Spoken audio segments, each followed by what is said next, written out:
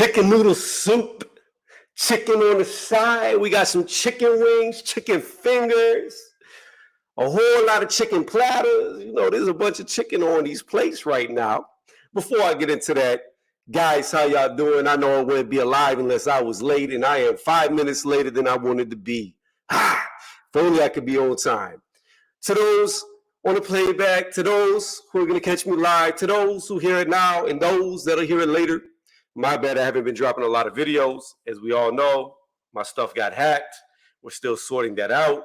So it's a little harder to do videos than it was before, but it's all good because we're going to get back in the full swing. We're not going to let it hold us down. With that being said, both these guys are a duck. I'm sorry. And again, I will state this. They could call me a Canelo hater all day long, but I just call it as it is. When he does great moves, does great things, I call it great. When he does duck moves, I call it for the DuckTales it is. I am not biased. This is not stagnant.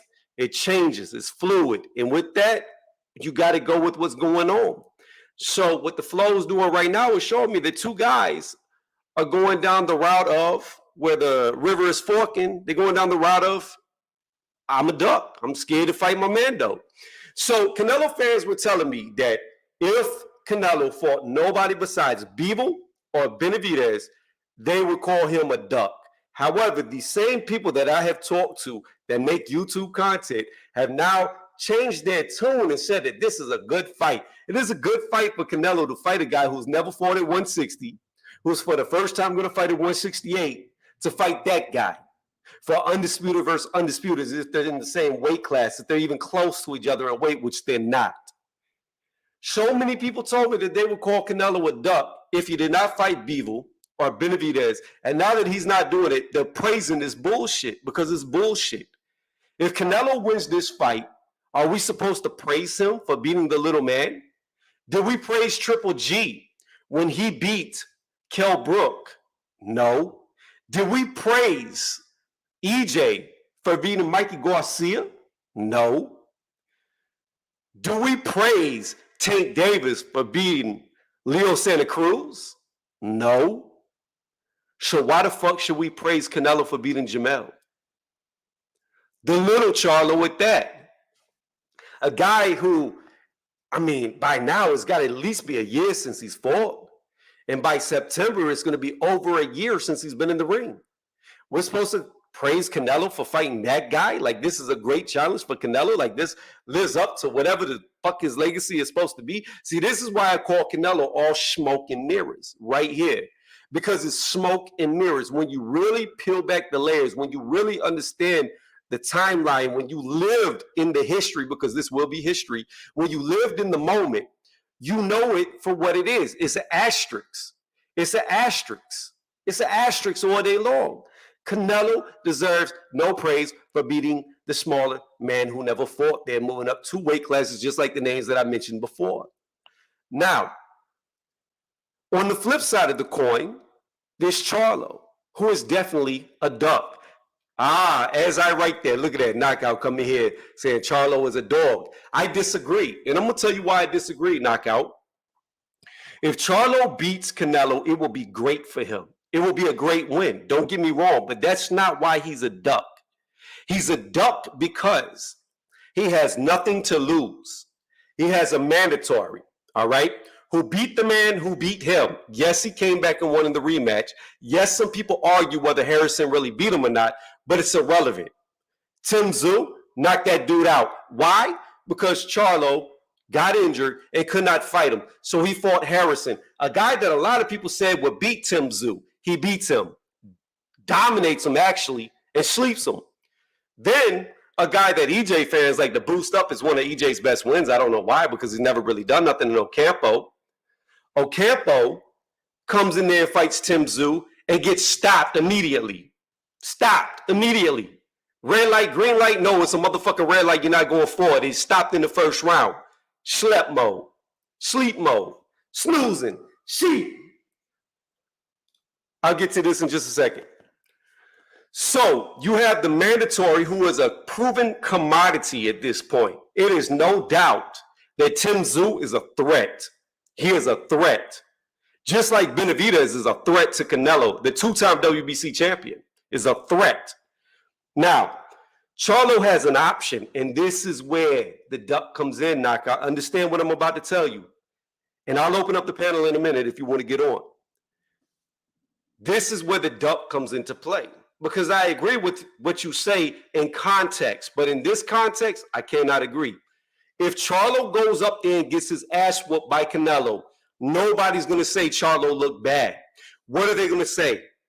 He dared to be great because he went up there and fought the face of boxing. He dared to be great.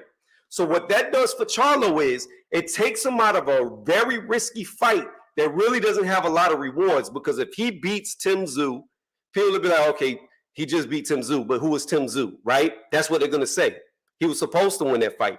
But if he loses to Canelo, nobody's going to say anything bad about him. Now, this also helps him out, because if, like Kell Brook, when he fought Triple G and went back down and lost his fucking title to Earl Spence, people like Bud is saying about Kell to EJ's face, and other people that are Bud fangirls are saying about when EJ fought Kell Brook. He was broken. He was destroyed. So if Tim Tszyu beats Jermell Charlo after he loses to Canelo, because I believe he's going to lose, but if he loses and goes back down and fights Tim Tszyu, then people will say, well, Tim Tszyu just beat a broken guy. Canelo ended his career. He wasn't the same. So it takes all credibility away from Tim Tszyu at the same time. So even when he loses, hypothetically, to Tim Tszyu, now he doesn't look bad for winning in that fight because he's a broken man. He's coming off of a loss to Canelo. Fuck it. Maybe he's weight drained trying to get back down to 154 from 168. The excuses are going to be immense, and he knows that. So therefore, go up there, cash out in a fight you're very likely, most likely, to get beat, and then go back down. And if you get beat, it doesn't matter because you're already done. That's what people are going to say. That's why it's a duck. Because he has a legitimate mandatory that's been waiting on him to get better to fight him. So both men are a duck. If Canelo loses, it's a cherry pick gone wrong. And again, I will say, like I said at the beginning, it is a great win for Mel. But by no means is this not a duck. And normally I would agree with you. If you fight somebody better, or at least on the same tier, it's not a duck. Case in point to this. Lomachenko versus Teofimo Lopez for the fake Undisputed. At the time, Devin Haney was unproven. I won't even say an email belt because I don't believe that. Lomachenko vacated. Haney won that belt. He legitimately won that vacated belt. It's not his fault that Loma vacated. However, at that time, at that point in time, it would not be considered a duck. Why? Because you had Haney, who was unproven, unlike Tszyu is at the moment, unlike Benavidez is at the moment. You had a guy who was unproven, who was there to fight Loma, and Loma vacated the title, became the franchise to fight the better fight, which was against Teofimo Lopez, in which he lost. That's not a duck because he moved up. In this case, it's a duck all the way the fuck around. Because you can't say Tim Tszyu's not verified. You can't say Tim Tszyu's not a threat. You can't say Tim Tszyu hasn't had good wins. You can't say that Tim Tszyu stands no chance of beating Charlo. Those arguments aren't there. It's a completely different situation. Now, let me go back to the comments. No way you are a duck for fighting the undisputed champion 2 weight classes above you instead of fighting your mandatory. I just explained how that is a duck. That's like Devin Haney would be ducking Shakur a Tank by moving up 2 weight classes to fight the winner of Bud/EJ. Makes no sense. So that comparison right there is still not a comparison, because if we want to go off of that, Shakur Stevenson has not been proven at 135. And Tank, while he does have the money fights, who has he beat? Nobody. Nobody at 135. So while people hype up Tank because of the knockouts, hype up Shakur because he's won titles in different divisions and beat Oscar Valdez, the T-man, the T-guy, and Conceição at 130, those are good wins. But at 135, really neither one have done anything. We go off the eye test with both of them. Whereas Devin is proven at that weight class by beating other elites. Regardless how you feel about the Lomachenko fight, I thought he lost, but he got the win by the judges, so he's proven. He's a commodity. He's the best guy there.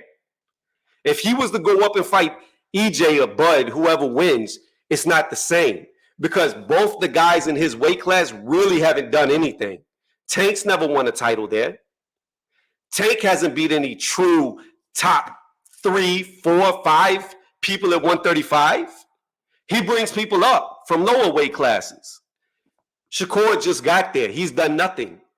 Completely different than Tim Tszyu, who's been dominating the division of 154. Completely different than Benavidez, who's the 2-time WBC champion, got stripped once for cocaine, got stripped a second time, twice for the cheeseburgers, but just beat coming off of his best win against Caleb Plant, who was an ex-champion. So they're completely different. You're talking about 2 men who are solidified in their division versus 2 guys who are eye test worthy of their division. It's not the same. It's just not the same in my opinion. But moving on past that, again, when you know you can go up and it does not matter if you lose, if there's no risk at it, because there's not, then what is there? Because you know if you fight the best guy of your division, who's been there calling your name for a long time, who's been ready to fight you for 2 fights now that he's had while you've been injured, and that dude's still nipping at your heels, and he's looking better and better with each fight, it's a threat, and you go up, it's a duck. It's a duck. It's a duck. And I hate to say it because Lil Charlo has always been the best Charlo.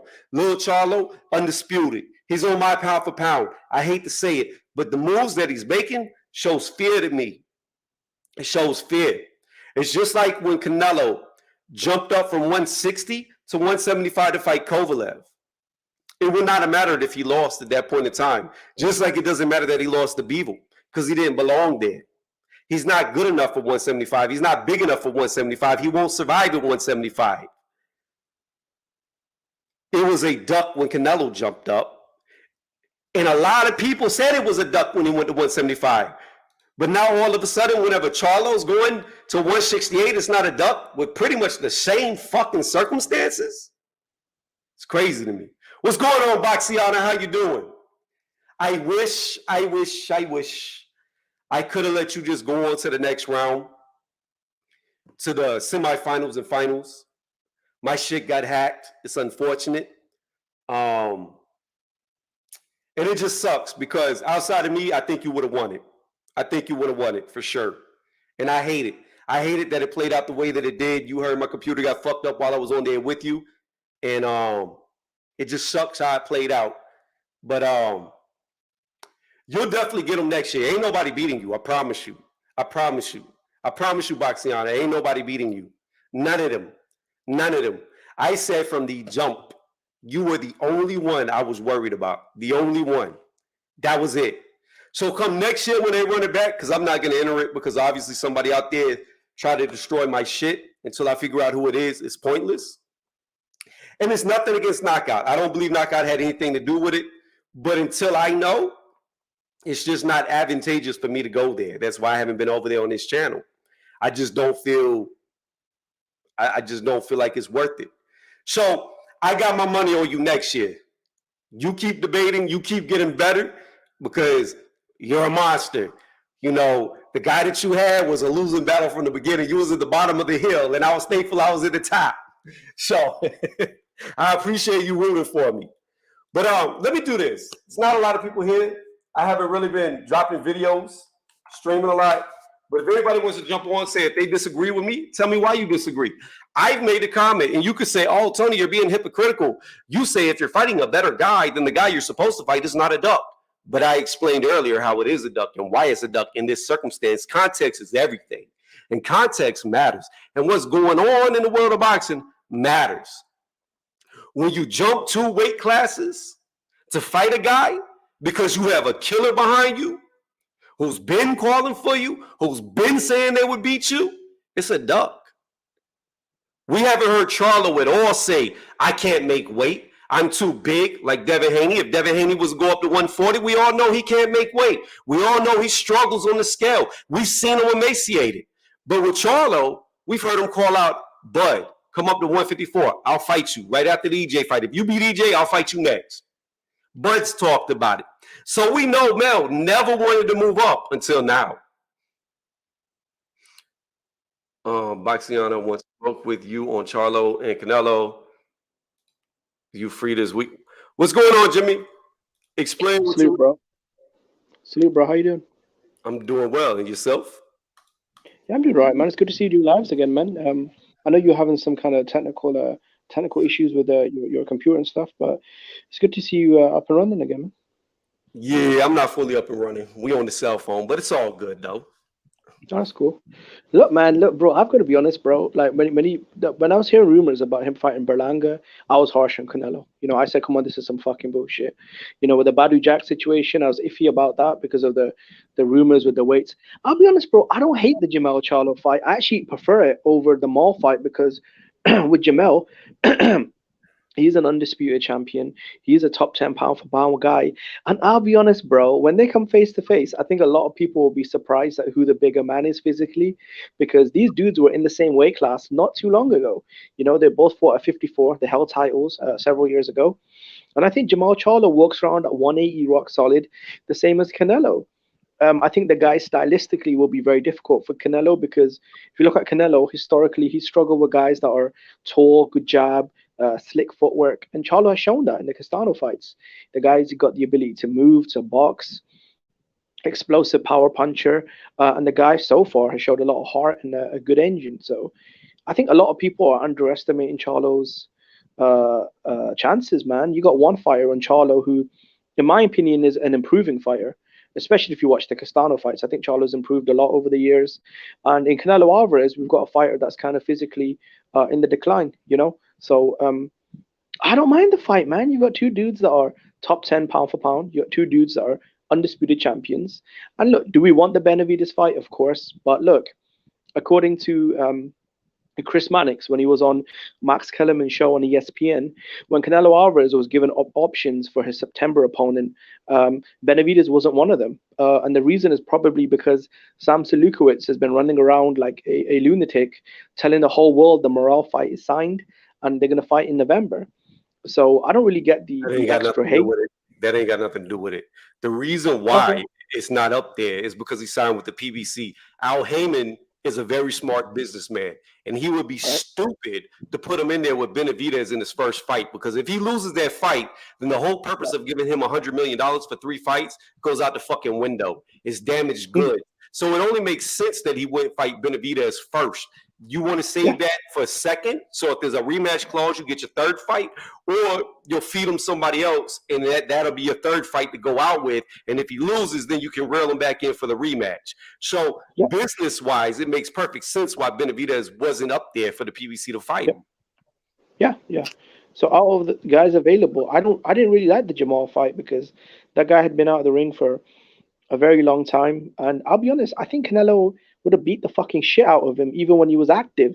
Like in 2019 when Golden Boy sent him an offer, and according to his own trainer and brother, he turned the offer down for whatever reason, right? I just don't think Charlo's ever wanted the Canelo fight, Big Charlo, because this is the second time he's turned it down, and we can let him play the victim card. But look, man, you've walked away from two mega fights, and I don't even know if it was there. A lot of these journalists, bro, they jumped the gun, so maybe it was Mel all along. And look, I like the fight because anytime two undisputed champions fight and they're both on a pound for pound list, it's a good fight, man. And like I said, they probably walk around at similar weights. I mean, Charlo's fucking huge. Let me ask you this. Who's the biggest threat for Canelo? 168. In general, who's the biggest threat for him? I mean, it depends, man. I mean, who's available though? Out of the opponents that are available, I don't really think there's anyone. All of them are technically available because none of them have a signed fight. Who is the biggest threat to him? What is the most difficult fight out there for Canelo Alvarez? I'm just saying, who's the biggest threat? Well, he signed to the PBC, so just going off of who's available in the PBC, I'd say maybe. I think Jermell Charlo is definitely a threat because of his style, And So He hold didn't on. ask you who is the threat. He said who's the biggest threat, bro. Answer the question, dog. Damn. who is the biggest threat? I don't really think there's anyone that's a massive threat. I mean, I choose Canelo to run through the PBC. I've never thought Benavidez was the guy to beat Canelo. I think it'd fucking bludgeon him. And outside of size, okay, knockout. You tell me, bro. Okay, hold Outside on. of Jimmy, physical Jimmy, size. wait, Jimmy, I Jimmy. ain't even said a word, bro. Go ahead. Wait, Jimmy, No, Jimmy. I'm saying, You can't say that. Hold on, pause, Jimmy. You can't make the statement that you just made earlier and then make the statement you just made now. You just said outside of size, but your whole argument with Jermell was, I think you'll be surprised that they're the same size. So you can't say the size. Hold on, you can't say the size of Jermell being around the same size as Canelo is an advantage for Jermell, but then act like it's not a huge advantage for David Benavidez, who's going to be much bigger than Canelo. Much bigger. So you can't use size in one case to support your case and then not use size in another case when it disproves your case. You know what the difference is, though? The difference is, I mean, this isn't like a weight bully situation where Canelo's trying to weight bully a smaller guy in Charlo. I think both guys are physically similar sizes. With Benavidez, outside of him imposing his size, which I don't think he will against Canelo, because I've seen the Caleb Plant fight, and he's not that dude, bro. Like, he's never been that dude. But outside of size, what advantage does Benavidez have over Jermell? I don't think he's quicker. I think Jamal's quicker. I think he's a more explosive puncher. I think he's got slicker footwork. I think defensively he's more sound. What does David Benavidez do better than Jamal? Let me ask you this, Jimmy. All right. What type of fighter is Canelo? Canelo Alvarez is a front foot counter puncher. For the most part. Okay, pause. Let's stop there. Yeah. Cubans, what are they known best for? Running. No, counterpunching. Let me ask you something. Why did Lomachenko? Because right now size obviously doesn't matter. Okay, because I'm going to bring up Rigondeaux, right? Who came up to fight Lomachenko, just like Jermell's going to come up to fight Canelo. So why did Rigondeaux get his ass whooped so bad against Lomachenko? Because Rigondeaux is a guy that has never fought or been in the same weight class as Canelo. Lomachenko is a guy that's always been several weight classes bigger than Rigondeaux. Canelo and Jermell have been in the same weight class, and Canelo's a smaller guy himself at super middleweight. Canelo's not big super middleweight, bro. He's tiny. All I know is there was a lot of people saying size was the problem, and that's why Canelo lost to Dimitri Bivol. But go ahead, keep talking that bullshit. So let's move past that, Jimmy. See, the problem is, you've been speaking to guys that are the high IQ. Wait. I'm gonna get you on target. I'm gonna get you on target. Okay. Why did Ugas get the living shit beat out of him by EJ? Because he's not that good, man. Because he's a punchbag. Oh, gosh. No, I'm gonna explain to you. Because methodical counterpunchers, like a lot of Cuban fighters are, okay, and Canelo seem to always lose against very skilled volume punchers. That's why Lomachenko overwhelmed Rigondeaux. That's why EJ overwhelmed Ugas. Why did I say Usyk? I don't fucking know. Ugas got overwhelmed by the volume. What do we know about Benavidez? He's a volume puncher, and the longer it goes, the more volume he throws at you. That is a puncher's worst nightmare. A guy who doesn't load up, a guy who's not looking for power, but just looking to touch you nonstop. Stylistically, it's a fucking nightmare for him. No, but the size thing, anyone that makes the argument, right, that compares Canelo's situation with Bivol to Jamal's situation with Canelo has a very low IQ, because Dimitri Bivol and Canelo Alvarez didn't start the same weight. Don't do that, bro. No, I'm telling you. No, let me explain that. Because I would make that argument. I promise you, bro. My IQ ain't low at all. You know that. No, I'll tell you why. When have they ever been? No, well, let me explain, bro. When have they ever been in the same weight class? When have Canelo and Dimitri started in the same weight class? They didn't. Jermell and Canelo both. I say that Canelo lost to Dimitri Bivol because Dimitri Bivol is just better than him.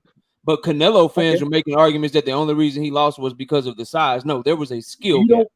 You don't think Bivol was a bigger man naturally? He did not lose to Dimitri Bivol because Dimitri Bivol was bigger than him. He lost to Dimitri Bivol because Dimitri Bivol was better than him. Do you think it helped though, being bigger than Canelo? Because Canelo's tiny. It helped having great distance control and one of the best jabs in boxing. That's what helped. Why couldn't Canelo break him down the same way he broke down? Because Canelo got tired after 4 rounds and his gas tank is trash. Why was that? Jimmy, you do realize, hold on, Jimmy. If you're going to go for size, especially at 175, you do realize Kovalev is way bigger than Bivol, right? Yeah, Sergey Kovalev. But the hole in your argument and what Tony is trying to tell you, bro, is that you want to blame size for Canelo losing to I Dimitri never said that. Bivol, You're but saying then that. You're saying then that. say that size don't matter when it comes to Canelo and Jermell Charlo. Look, bro, let me just say this. At the end of the day, like Come on, I you're said, talking bro, bullshit though. and I got a You're video making on it. comments I'm not making. When it comes to I never this, said when it that. comes to this I said it doesn't situation, matter size and between, Pause. We don't do. Look, hold on, knockout. let me get in, bro. Hold on. I am. I'm about to let you go. Yo, Jimmy, this ain't get the smoke panel. We don't talk over each other. Like we got to have some order. Like I hate that shit. So let them go, and then you respond, but don't talk over. Okay. Yeah, let me just say this. Y'all been going back and forth, and I don't have long. But on this Jermell and Canelo situation, bro, real quick, Jermell is a dog for fighting Canelo, and Canelo is an opportunist in the duck for fighting Jermell, bro. It's just that simple. And so I'm not gonna be able to finish. I'm not gonna be able to finish. I'm not going to go. This is similar to me. Like what would we all say about the winner of Earl Spence and Terrence Crawford taking on Devin Haney, bro? Moving Devin Haney up, who's an undisputed. Like, bro, ain't nobody like dog moving somebody up 2 weight classes when you literally got people calling for a fight for a guy in your weight class.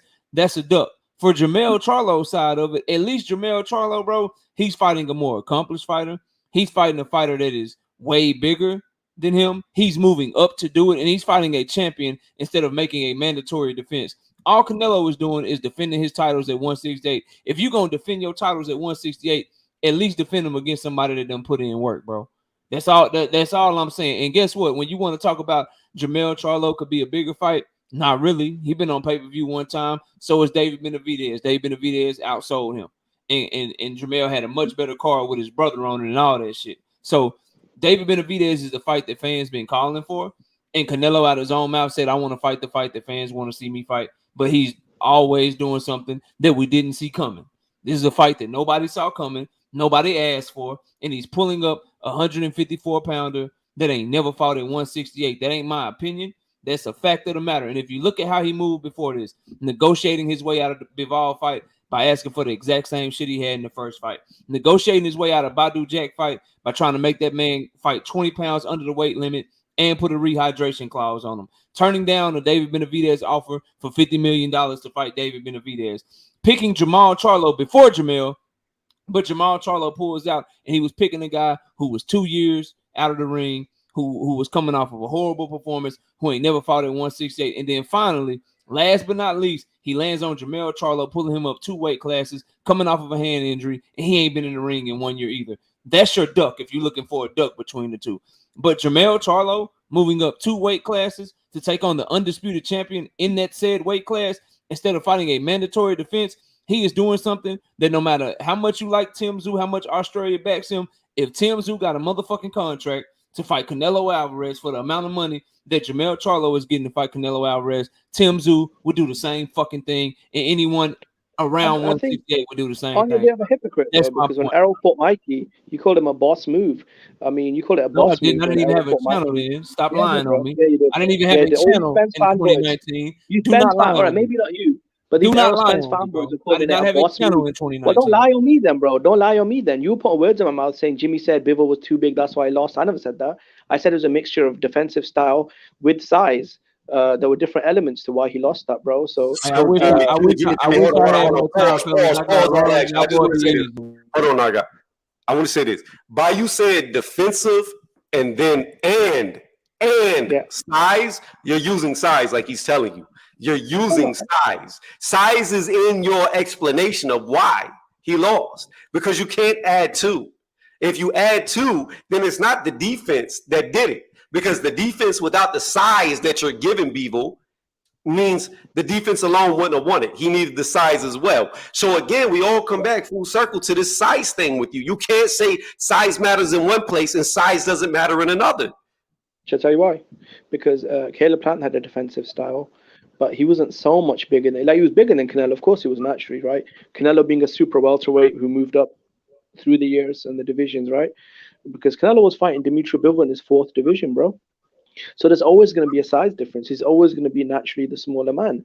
I'm not saying that was the only reason, but if Dimitri Bivol and Canelo, if Dimitri Bivol wasn't 6'1", who's a natural light heavyweight, bro, that made a difference, bro. That clearly made a difference. Jimmy, you know what I'm saying? Like, Jimmy, explain to me something. How is Caleb Plant the bigger man than Canelo when Oscar De La Hoya went on record. I forget who he was interviewing with. It might have been like IFL TV or somebody, but he went on record and stated that when Canelo moved up to fight Kovalev, okay, at 175, he said, people are going to be surprised that there's not going to be a size difference in between the two because Canelo walks around at 190 pounds. He said that when he fought Kovalev. He's a 190-pound man that drops weight to fight these guys. So I'm not getting where you think that these dudes, just because they're taller, because they currently fight at a heavier weight class than where he started, are naturally bigger man. No, the naturally bigger man is the guy who's bigger outside of fight competition, and he's fucking big. I'll tell you why, bro. Because when Canelo Alvarez was in the ring next to Callum Smith, bro, he looked fucking tiny, bro. Because Callum Smith is a guy that walks around at over 200 pounds. Canelo is a guy that walks around at over 180, probably, just like Jermell Charlo. But these guys like Benavidez, that guy's been known to walk around at close to 220 pounds, bro. And that's me being generous. Like, it's been even higher. You know, a guy like Jermell Charlo, he walks around at 180. Caleb Plant, close to 200. Like, I know what you're saying. Canelo does walk around, according to his trainer, he walks around 180 pounds. But these other guys in higher weight classes, bro, they walk around at close to 200. So everyone balloons up, but the bigger guy walks around heavier, you know. Yep. Caleb Plant may be 175 pounds outside of fight competition. The dude gains no weight. He looks no different than when he's in the ring and when he's out the ring. He's one of them dudes that fights pretty much right around where he naturally walks around. Just like Bivol. Bivol's not much bigger than 175 when he's not in fight competition. He might be 185 at the biggest. He barely gains weight. He barely loses any weight or barely gains weight when he's not fighting. Your comparisons don't even make sense because you use Caleb Plant about being bigger, but it's as clear as day that Canelo's the much bigger man. You could see it when they were in the ring. See, a lot of people, and I'm going to include you in this camp because I've heard you make comparisons with other fighters before. Y'all get so captivated on the height difference that y'all think that's what makes big or small. It does not matter how much taller somebody is. All that matters is who weighs more. That's who's bigger. I don't care if you have a guy who's 6'7" like Deontay Wilder, but he only walks around 211 pounds. Guess what? Mike Tyson at 5'10" is bigger at 225 pounds. He's the much bigger man. His fucking leg is the same size as Deontay Wilder's entire body. But most people would be like, oh, no, Wilder's bigger because he's 6'7". That has nothing to do with size. It's all about weight. Height means nothing. I agree, bro. It's like Fundora is 6'6". Does that mean he should be fighting Anthony Joshua because they're both 6'6"? I get what you're saying, bro, as far as natural muscle mass, bone density, and real size. But Caleb Plant probably only, you're right, he probably walks around maybe 185, something like that. But Canelo Alvarez is a guy that was making 160 not too long ago. I have to be honest, bro. I don't think Caleb Plant could make 160 pounds, bro. I really don't think so, man. Do you think Caleb could make 160? I don't know what he could do because he's just a thin-built dude, period. Like, he doesn't have no mass to him. Maybe he could, maybe he can't, but it's irrelevant whether he could or could not because he doesn't have no weight behind him. If Caleb Plant is like 6'1", if Caleb Plant was filled out, he would be around 200, 210 pounds filled out.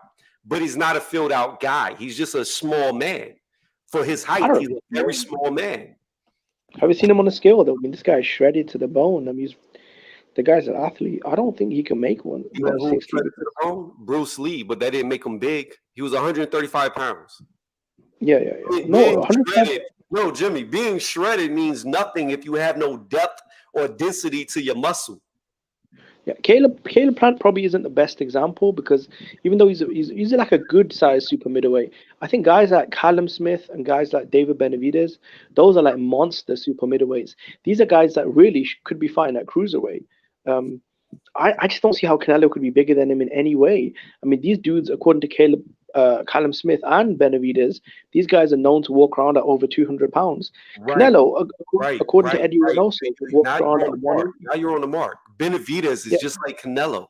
He's fighting at a much smaller weight class than what he should be naturally. But because people know how to cut weight, they know how to take off water weight, It's not hard for people to make it and then blow up 20, 30 pounds by fight night, if not more.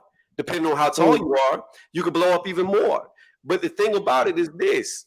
Canelo was doing that shit his whole career. He was never 152 pounds whenever he fought Mayweather. He was never 155 pounds. He couldn't even fight at 154. His fights were at 155. Like, he was never that weight. He walked around much bigger. That's what I'm trying to explain to you, let you understand that this dude, while he may have fought at a lower weight class, does not mean that was his natural size. I agree, bro. My problem is this though. Like, I feel like at 54, you're right. Canelo was really big at the weight. He should have moved up to middleweight. But I think at middleweight, he was solid. I mean, when he fought Danny Jacobs, as far as general mass size, Danny looked like the bigger dude, not just because of height, but because of bulk as well. When he fought Triple G, though, in the second fight, he looked smaller than Triple G. Like, obviously, when he fought guys like Kovalev and Callum Smith, bro, those dudes look fucking huge compared to Canelo. I think Canelo's been fighting bigger men for a very long time. I think at super middleweight, he's been the smaller guy. And of course, I like heavyweight as well. At middleweight, I think Canelo was probably at his best weight. I think he was a strong middleweight. I think at 54, he was huge. But so was Austin Trout, bro. So were both Charlo brothers. I think Canelo was doing the same thing the Charlo brothers have been doing for years. The same thing Trout was doing. I think at 60, he was solid. And there were some middleweights, David Lemieux, Danny Jacobs, and maybe even Triple G, that were just as big or bigger than him. At 68, bro, I think he just always looked smaller. Not only because of his height, but just his size, man. Like, if you look Callum Smith's back, bro. Callum Smith's back compared to Canelo's back, it was like night and day, man, you know? Because he was taller. But if you turn them both sideways, Canelo was way more, he had more depth to him. From his pec to his back, he was way thicker. His legs were way thicker. His biceps, his shoulders were way thicker. Like, I don't know, like I really truly don't understand what a lot of people look at when they look at somebody's size. Like, I'm looking at how big your fucking thigh is. I'm looking at how big your biceps are, how filled out your delts are. I'm looking at how wide you are from the front of your chest to your back. If I look like I can take a damn yardstick and still not go from your pec to your back, you're fucking huge. And that's the thing about it. When Canelo turns sideways, he's way bigger than these dudes. Way bigger than them. I don't care how tall they are. It don't fucking matter.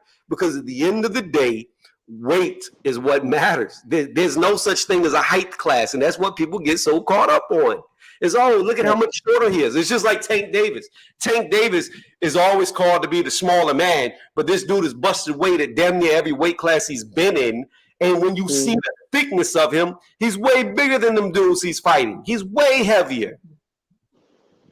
Okay, no, listen, bro, I get it, bro. Obviously, you study bodybuilding a lot more than me, so I get where you're coming from. But my thing is this, though, as far as walking around weight, I think Canelo Alvarez, according to his trainer, walks around at 180, and those other guys walk around at probably 200 pounds. So my argument is this: I don't know where you keep getting 180 when Oscar, like I said, literally stated that Canelo walks around at 190 outside of fights. No offense to Oscar, but I don't think he's the most reliable source. But I think Eddie Reynoso, his trainer, has said that Canelo walks around at 180. That's why at super middleweight he's very small compared to most guys. I think Oscar, bro, I mean, he says a lot of things, bro. I mean, Oscar's not really a reliable source, you know. I find it hard to believe. I've seen fucking Canelo over there on the golf course with Chef Curry. Like, I've seen him outside of fights, and he look a lot bigger than 180 pounds. I find that hard to believe. Would you say Benavidez walks around the same? Yeah, but so you think Benavidez and Canelo both walk around at the same weight? I just think Benavidez is a bigger dude naturally, man. Benavidez is bigger than him, but again, Callum as well. Callum Smith was way bigger than him naturally as well. According to Callum, he reaches as high as 210 off season. You know. I've got you, but all this comes back full circle to you believe size matters, and if size matters that much, then Canelo needs to go ahead and retire because Benavidez is much bigger than him, and he's going to beat him by default off of size alone. No, it's skill as well, though, right? So I think Canelo's extra skill. Okay, so a guy like Dimitri Bivol, right, and Canelo. But you discredit Bivol. You discredit Bivol. It's not skill alone. There's skill with it. Let me ask you this, Jimmy. If Bivol was 5'8" and the same size as Canelo, could he beat Canelo? If Dimitri Bivol was 5'8", I think Canelo's 5'7". Okay, He's if even Bivol smaller. was 5'7", do you believe he'd beat Canelo? If Dimitri Bivol was 5'7" and he lost about 10 pounds probably of natural weight and shrunk down, I think that would be that'd be a 50-50 fight, to be honest, to me. Because I think Bivol, skill wise, he still has crazy foot speed. He still has a crazy defense. Um, it's like, see, with a lot of boxing fans, I feel like they try and think too simple. Like, oh, it's either size or it's skill. Why can't you be both? Why can't be two dudes? Okay, how about this? Say me and you, right? We go into, I don't know, like a golf tournament, right? And naturally, we've both got the same level of skill, but you've got 10 years of golf experience on me. Would you not be able to use that extra stuff you've got? Like me and you both got the same skill level, right? In boxing, you've got a size advantage, a slight size advantage. Wouldn't that slight size advantage be the difference? If we're equal in skill, then what's the difference, right? The only thing that could be the difference is, oh, you're naturally taller than me, you're heavier than me, you're an experienced light heavyweight, you're physically strong as a light heavyweight, I'm a small guy at super middleweight. So the extra size would make the difference in the fight, right? Because it can't be the skill because we're equal, but the extra size and the skill mixed up is I think boxing fans look at it too simple sometimes. It's Yes, either yes, size yes, or Jimmy. Yes, Jimmy. Size makes a difference. Again, I come back to that is why there's a such thing as weight classes. I don't yeah, care how good Terrence Crawford is. You put him in there with Tyson Fury, he's getting sparked very quickly. yeah, Um, I don't care how good Shakur Stevenson is. You put him in there with Tyson Fury, he's getting sparked quickly. It's just yeah, not going to go well for them. But the point is, if you're going to go by size, you can't go off of where they fight at alone. You got to actually know what their size is. See, at the heavyweights, it's very easy to know because they don't cut weight. They just fight where they walk. The reason why guys cut so much weight and the term weight really exists in boxing is because they're trying to use their size to get an unfair advantage. But the thing that you're missing is Bivol naturally is not bigger than Canelo. If they're not, in fact, I actually think Canelo might be a little bit bigger than him naturally. I don't think Bivol gets much more than 185 pounds because I've seen him outside of fight competitions. He's not a big dude. He doesn't look like he drops a lot of weight. He doesn't look like he gains a lot of weight. Canelo, on the other hand, from when he weighs in to when he steps into the fucking ring, it's a night and day difference in size. yeah. So here's the problem that I have though, bro. Because forget the weigh-in and forget the ring, right? When Dimitri Bivol and Canelo were doing the press conference, when they came face to face for the first time, not only is Bivol taller than Canelo, he looks wider as well. If you look at his biceps, they look bigger. His back looks wider, and obviously the tallness as well. So I get what you're saying that maybe Canelo does walk around at 180, 185, but I think Bivol is still heavier than Canelo, bro, because the biceps, the back, just the size of his head, bro. His fists are even bigger than Canelo's fists, bro. Like, forget the back. Even his knuckles look bigger than Canelo's knuckles. He's just naturally a bigger dude.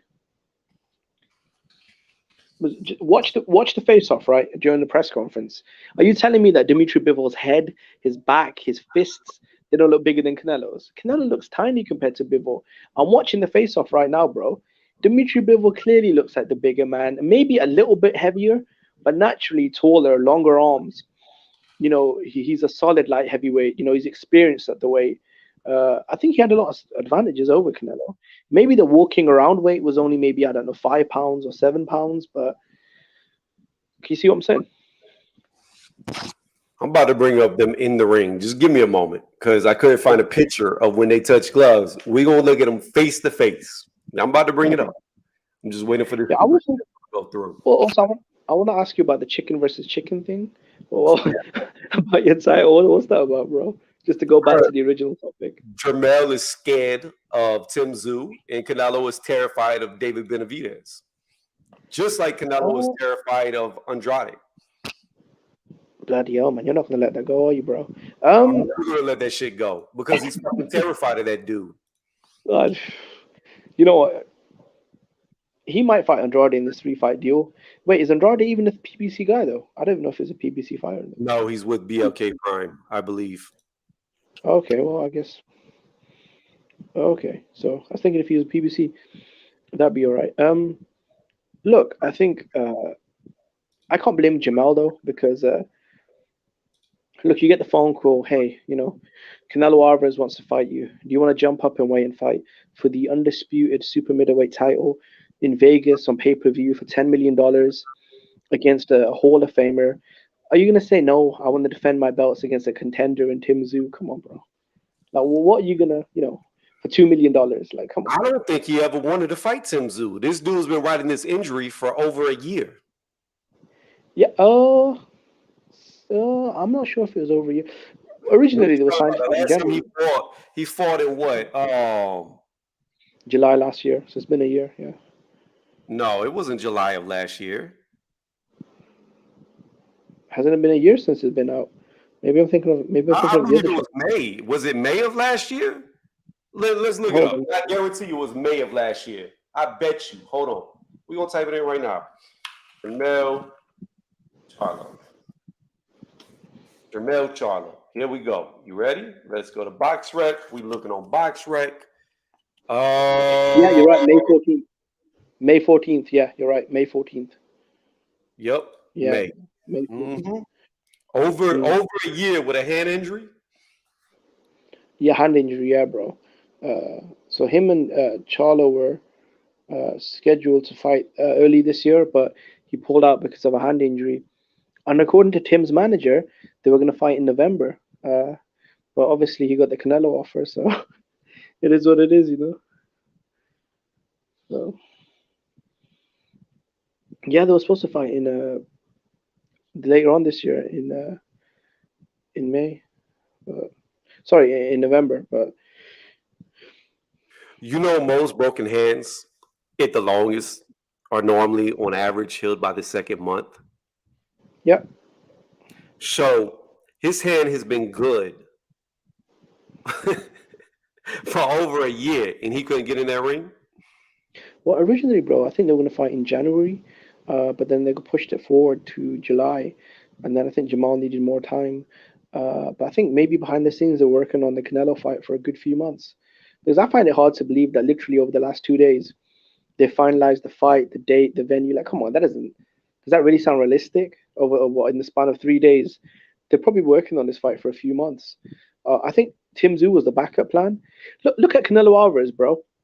He's had hand surgery and he had rehab and he's had a fight in 6 months. He had surgery on his hand and then he, recovered. He had rehab and a fight, and he's gearing up for a second fight as well in no less than 1 year. So I think Charlo's fine. I don't think he's injured, man. I think he's 100% good.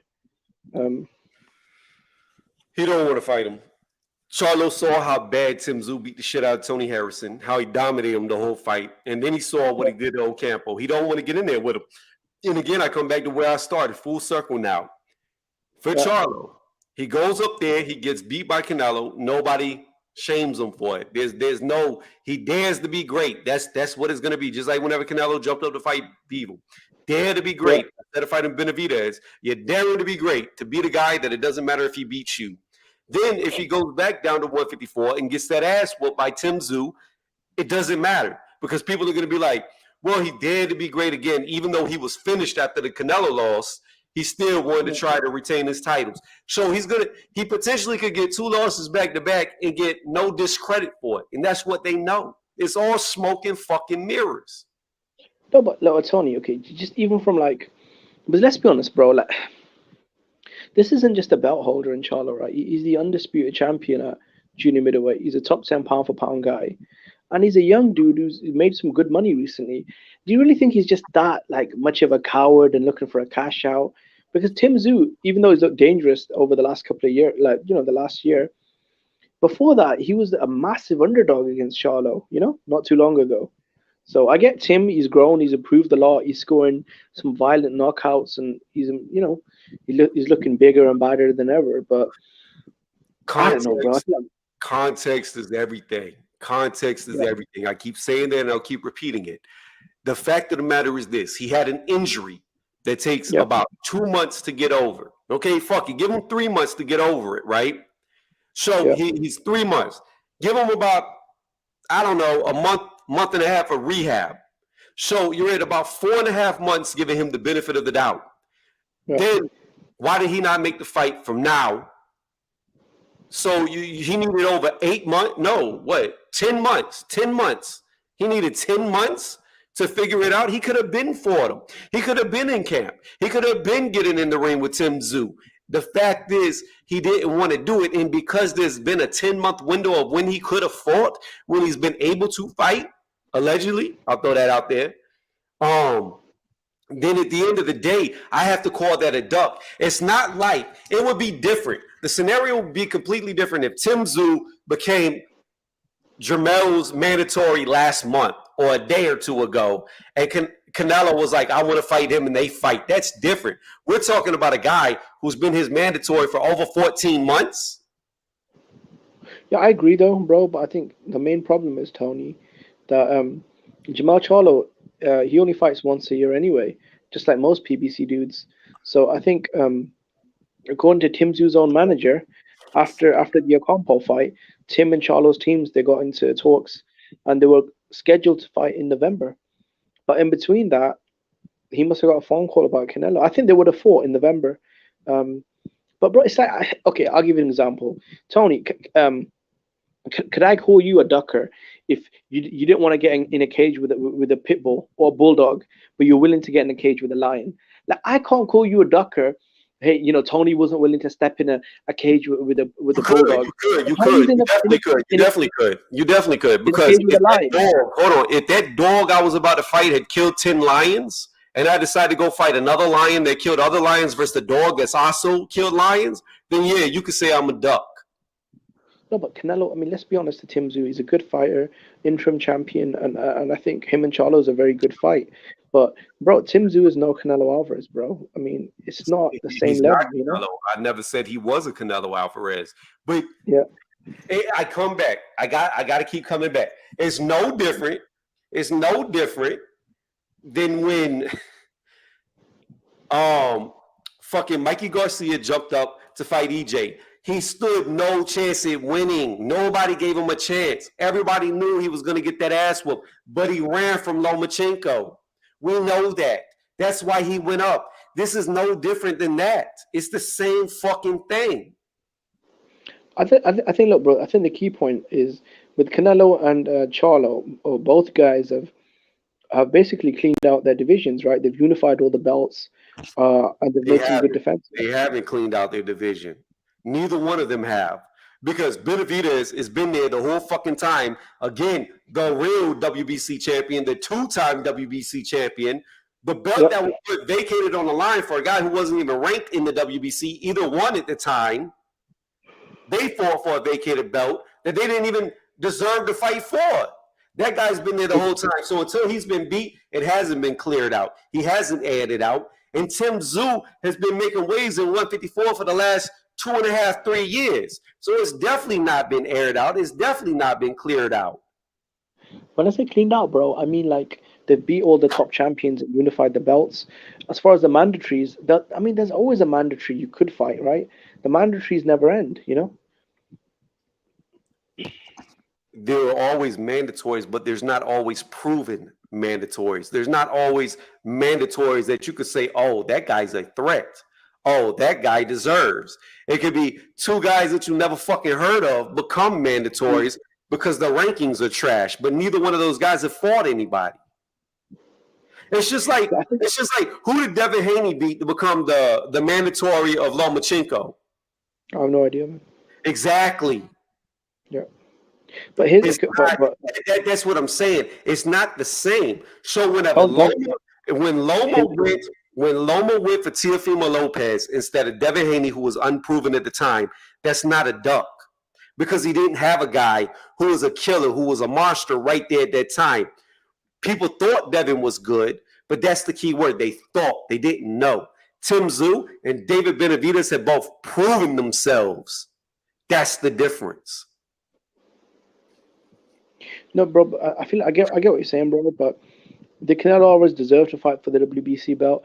Well, bro, here's the main problem, though. Canelo Alvarez was the WBC franchise champion. And one of the perks of being a franchise champion is you have the power to fight for any title, any WBC belt, in any division. So when Canelo moved up to fight, because originally the belt was on the line, do you remember? When he was fighting Callum Smith, they were fighting for the WBA Super and the Ring Lineal title. the WBC came in last minute and asked Canelo, look, as the franchise champion, you do have the power to fight for this vacant belt that Benavidez was stripped off, I think 4 months before the fight, which was still vacant. But here's the key, though. You have to fight Avni Yildirim, who was the mandatory to the belt, right?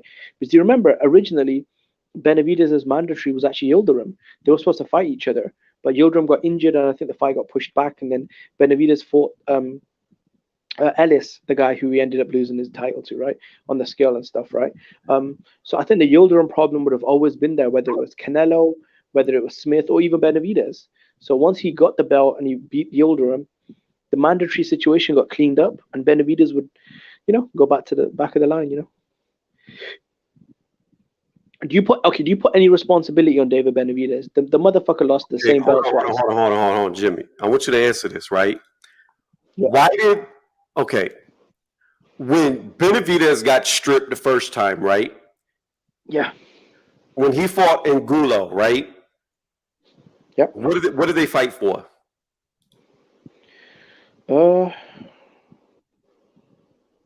So when he got stripped the first time,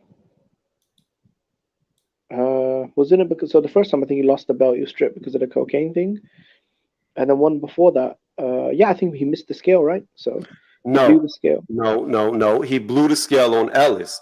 Angulo is who he fought before he fought Ellis. What was on the line when he fought Angulo? I don't know what was on the line. Was it the silver belt? So he popped top for cocaine. He won his fight. They stripped him of the title. And the very next fight for him, he fights Angulo for the vacated WBC title. He gets in there. He beats Angulo. He's now the WBC champion again. When he gets in there with Ellis, he blows the weight on the scale. Here's the point I'm trying to tell you. And it's been numerous times in boxing that this has happened where champions have not made weight. Here's what happens when that happens. The champion will get stripped of the title, okay? He will get stripped of the title. However, the title is still on the line in that fight. So if the challenger beats the champion who is now stripped, they become the champion for that belt, right? Now, if the champion wins, his belt has been stripped off of him. However, just like when Benavidez fought Angulo, the next fight that champion who is stripped has, normally, through the history of boxing, they fight for that same title in a vacated title match against whoever they deem as the next guy up as the number one, which Benavidez did against Angulo. Now, he gets stripped again when he beats Ellis. What should have happened is the vacated title should have been in his next match, which is always what happens. However, for Canelo, they changed up the rules. They switched it up, and that's the only reason why Canelo got the belt. Is Benavidez guilty of missing weight? Yes, he is. But does the WBC change the rules whenever they want to? Yes, they do. Yeah, look, that's true. But the main point is, or the missing link, what brought this whole situation together was Benavidez would have had to fight Avni Yildirim for the vacant belt because Yildirim had been the mandatory for, I think, nearly 1.5 years. So it would have had to be Benavidez versus Avni Yildirim if Canelo turned the opportunity down. The WBC told Canelo, as the franchise champion, you can fight for the vacant title. On which Canelo said, cool, I'll fight for the vacant title. And here we are today, bro. Which should have never been on the line. That's what I'm trying to tell you. No, but as franchise champion, he had the power to fight for any vacant title, though. No, he had the power to challenge the current WBC champion. They just have, like I said, it's all bullshit. It's all smoke and mirrors. He should have fought Benavidez in a vacated title. That's what should have happened. But not throw it on the line for a dude who's not even in your rankings. No, but here's the problem, bro. Again, like I said, the Canelo excuses and protection is insane. I have talked to so many people who said, you know what, if Canelo does not fight Bivol in the rematch or David Benavidez, then I'll call him a duck. And those same people are praising this fucking fight. Do you know what it is, bro? I was actually one of them that said if it's not Bivol or Benavidez next, that I'm going to look at this shit sideways. But when Chris Mannix jumped on ESPN and told the whole world, including Max Kellerman, that PBC never offered Canelo the Benavidez fight in September, it was never an option. I mean, how much pressure can I put on Canelo if the broadcaster in Showtime and the advisor in Heyman aren't even making Benavidez available for September? They don't want the fight in September. They want to build that into a mega pay-per-view next year. So how can I blame Canelo for? Can you see what I'm saying, Tony? You could put order flame on him for not fighting the guy. If I'm not mistaken, did Canelo say, "Why don't all y'all fight each other and I'll fight the winner?" And that's exactly what Benavidez did with Plant. I don't think Canelo's ducking Benavidez, bro. I think here's a problem, though. Bro, the dude I been think ducking him. He's PBC. ducking him. You He's just ducking him just like he ducked Andrade, just like he ducked the Bevo rematch. I don't think That's he what ducked it is. He might as well throw fucking cinnamon feathers on this dude. Bro, check this out, bro. You know Eddie Hearn came out publicly and said the reason why Canelo Bivol never got made was because of money.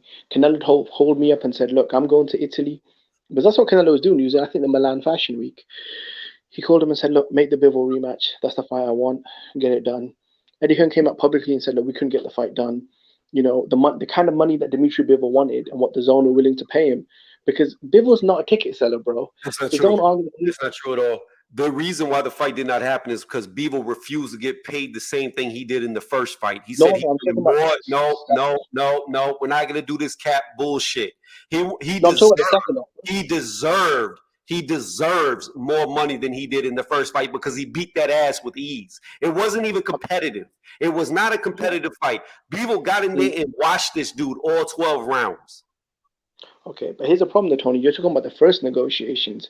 When Eddie Hearn got back to him and they offered him a bigger deal, he still said no. The gap between what he wanted and what the zone were willing to pay him was too big to close. And look, that's not on Canelo, though. If the zone don't want to pay Dimitri Bivol more money, then what can Canelo do, bro?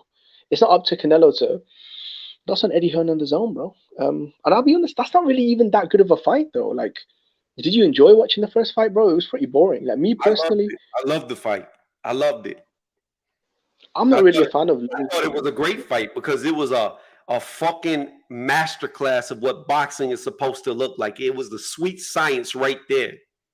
Look, man, me personally, And when Canelo told Eddie Hearn, Canelo showed that he has learned nothing since he fought Mayweather. He's learned nothing since he fought Trout or Lara. Nothing has changed.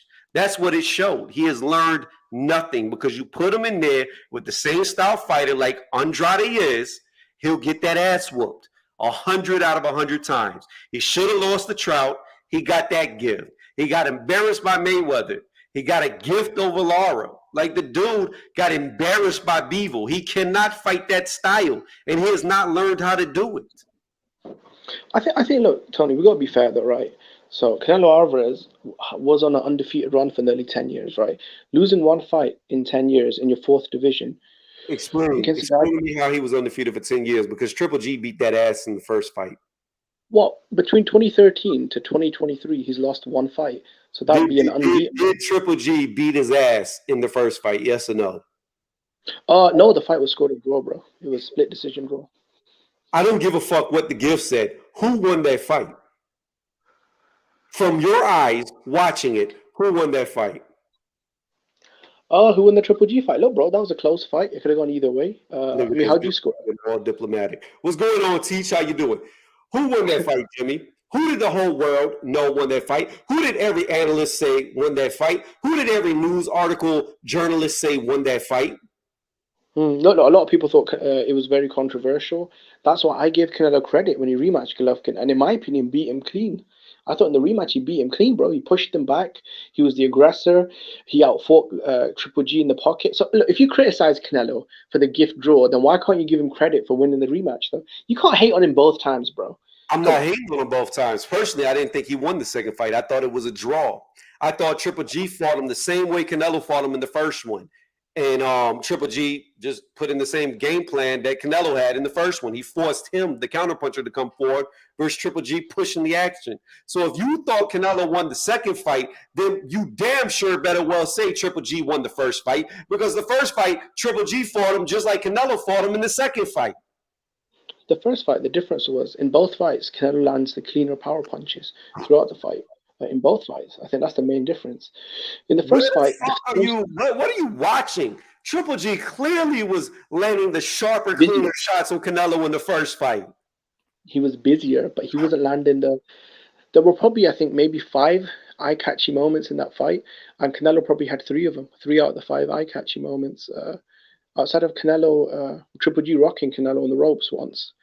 But look, it's apples and pears, right? You thought it was controversial. Most of the world did. Canelo rematched him and he won the fight. And I thought he clearly won. Same with Lara. He beat Lara.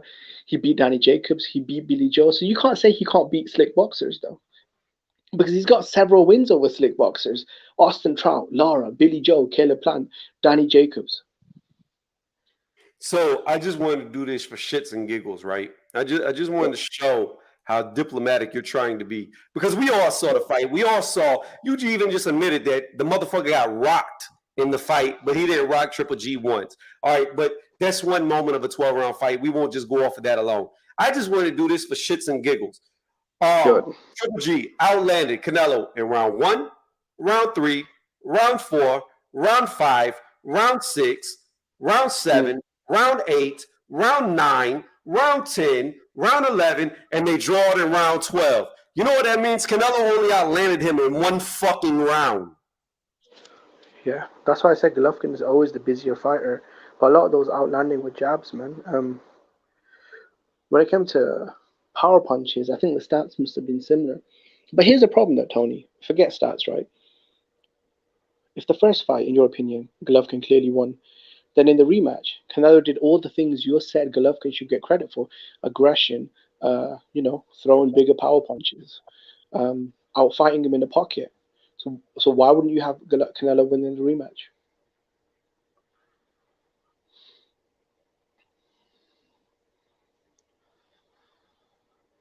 Not me personally, bro. I think a lot of people are harsh on Canelo because you tell me, Tony, one guy in the entire sport that's got a better resume than Canelo.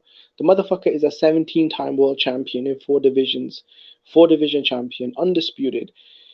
Over the last 5 years, he's fought more reigning active world champions than anyone in boxing. He's had more unifications.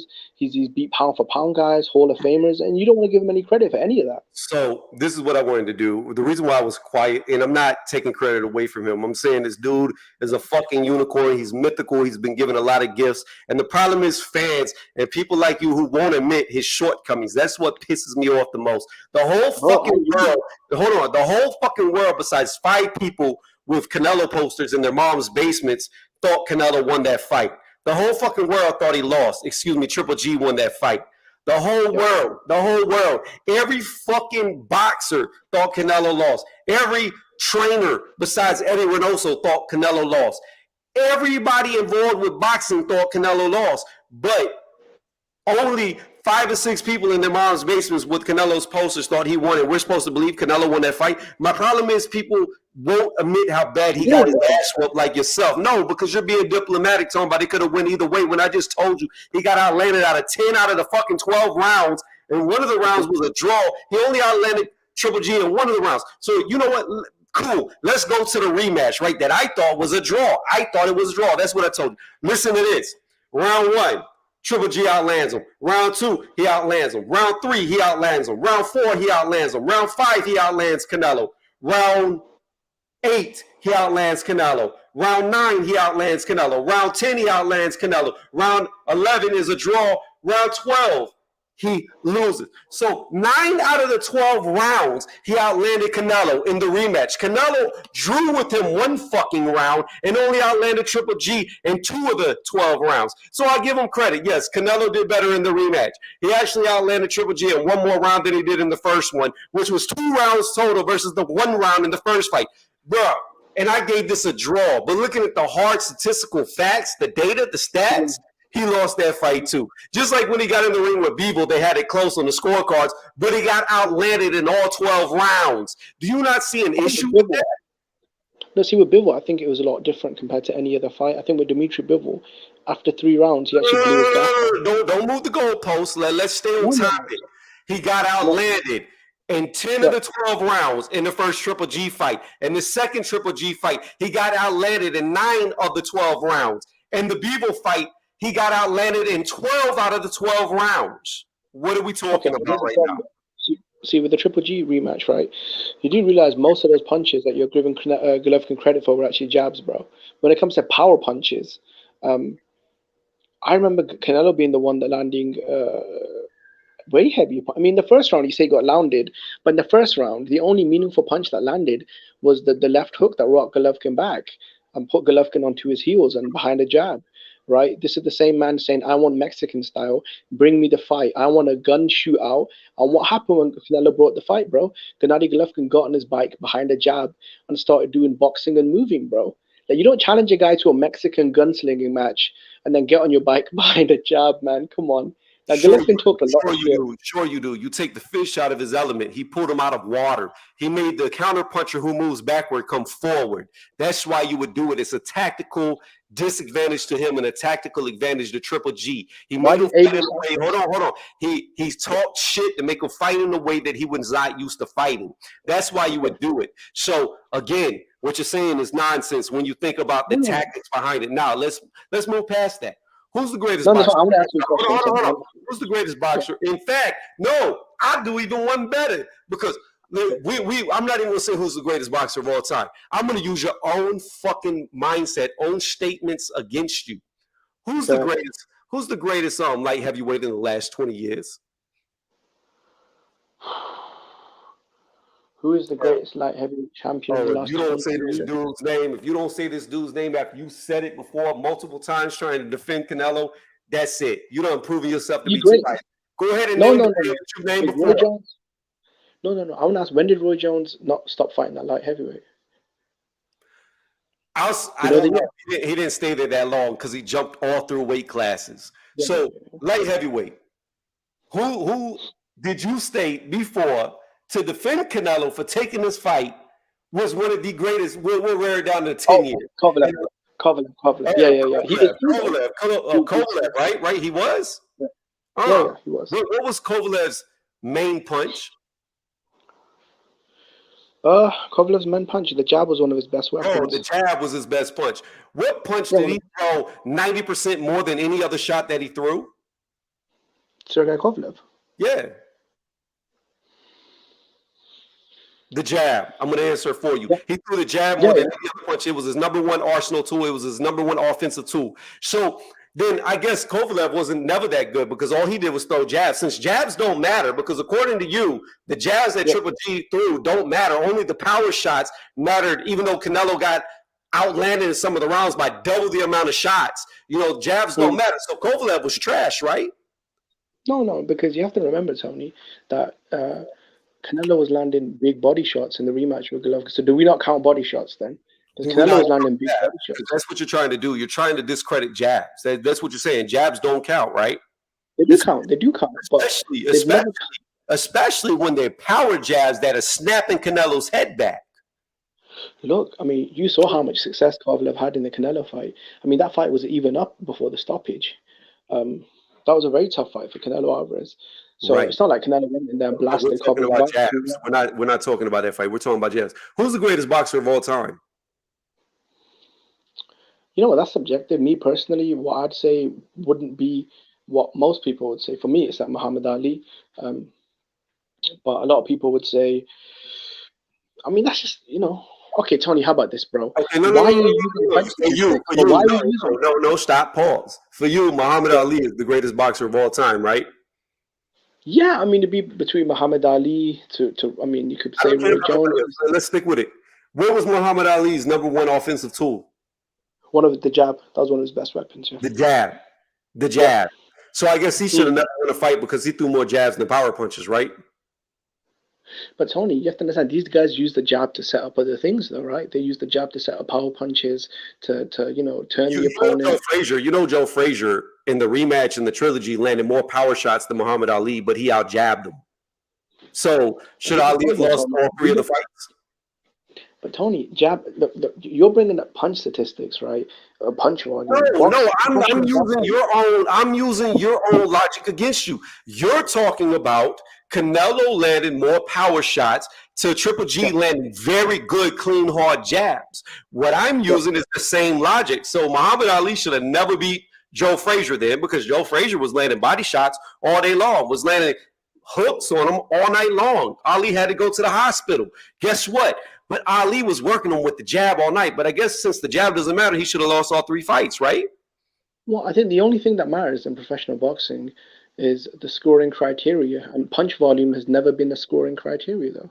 So when it comes to No, professional clean boxing, being effective, effective, clean effective. That's right. And when you got a guy, when you got a little gingerbread man running into your jab, getting his head snap back all night long, guess what's the most clean effective punch?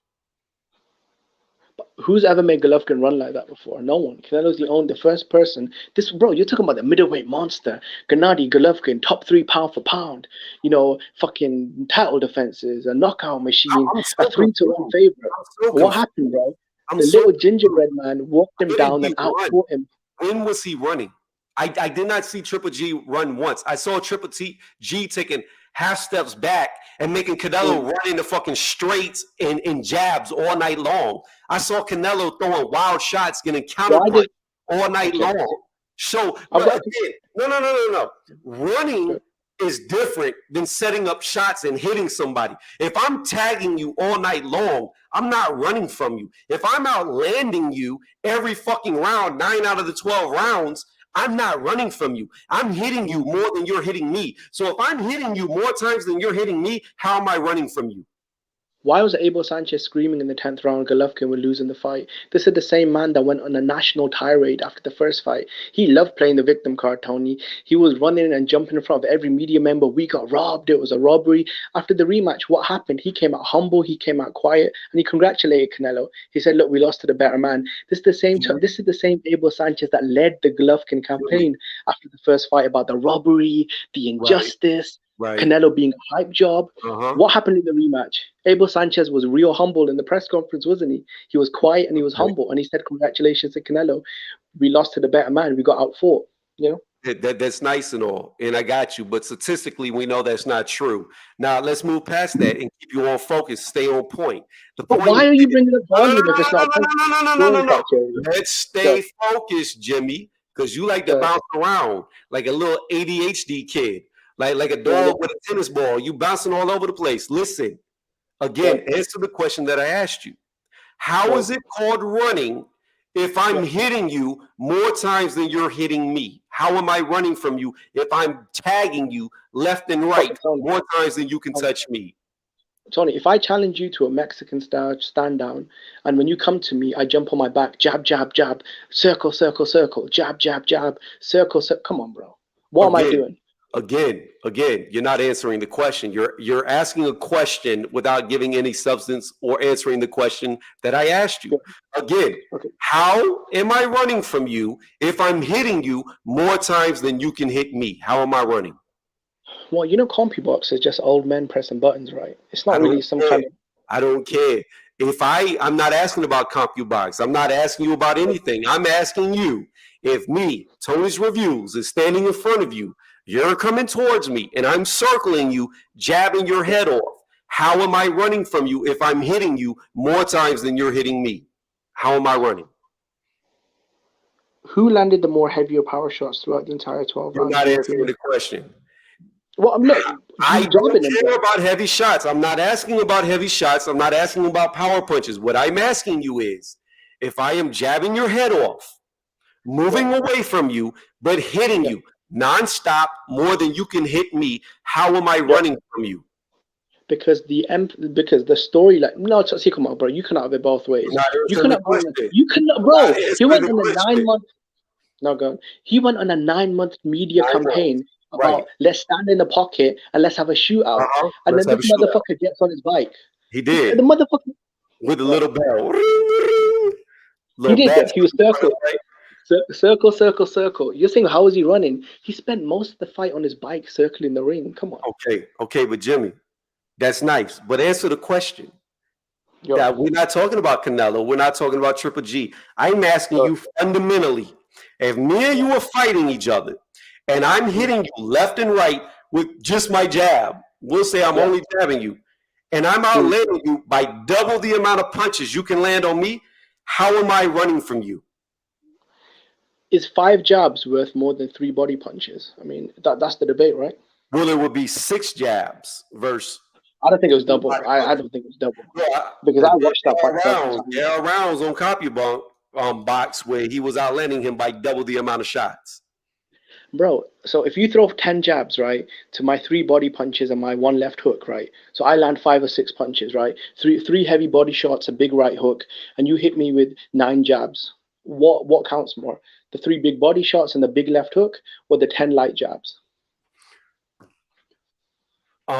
First off and foremost, none of the jabs that Triple G threw were light. Okay, a lot of them snapped Canelo's head back. Every jab he throws is a hard punch. There's no such thing as a light punch with Triple G. So for you to say that he was in there just touching on barely, like say Devin Haney, is just ridiculous to begin with. Every shot he How was threw, Canelo's face? Okay, so if he landed all these heavy jabs after the fight, why was Canelo's face so clean? He had 1 cut above his eyebrow, just like Golovkin. Both guys had 1 cut above their eyebrows. said, Why was "How is Canelo's his face face so so clean? clean, but it was cut open leaking?" What? Come on, 1 cut. I think that was from a head clash as well. 1 cut, right? And, Right. and Golovkin's face was a mess as well. Listen, you know what, Tony? Bring up a picture of both of their faces after the fight, and you tell me whose face looks cleaner. So if Wait, Golovkin landed all these Wait, power you know what the problem with this is? You know what the problem with this is, Jimmy? You have been on record arguing with me that I said I believed that AJ did better in the first fight, and the stats prove it, against Usyk than he did in the second fight. And one of my statements was when Usyk got out of the ring of the first fight, he looked like he had been in a car wreck. And the second fight, he barely looked like he was in a fight. And you even told me, well, you can't go by damage. Now you want to go by damage.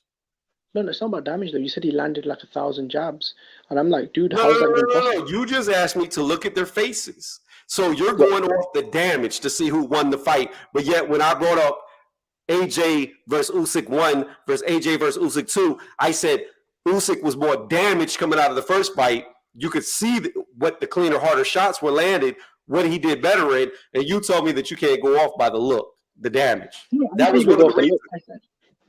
I said in the rematch, Joshua did significantly better because he hurt Usyk multiple times. He won a lot more rounds than Usyk, and he gassed out in the last 2 rounds because AJ's gas tank has always been shaky. That's just something. Unfortunately, it is what it is. But you're missing the point, Jimmy. The point of all of this is not that. The point is when I made the statement that AJ looked like he had got out of a car wreck in the first fight versus the second fight, Usyk looked like he barely was in a fight.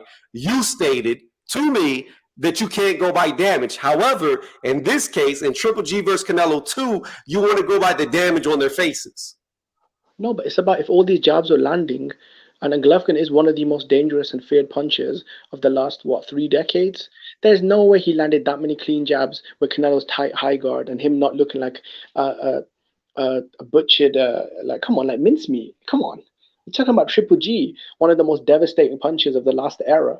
There is no way he landed that many clean jabs, which means Canelo must have blocked a lot of those jabs, which you're not giving him credit for. Well, then again, Jimmy, I have to come back full circle. If that's what we're going off, then you have to admit right now that you were wrong and AJ did better in the first fight because Usyk looked like he had been out of a car wreck.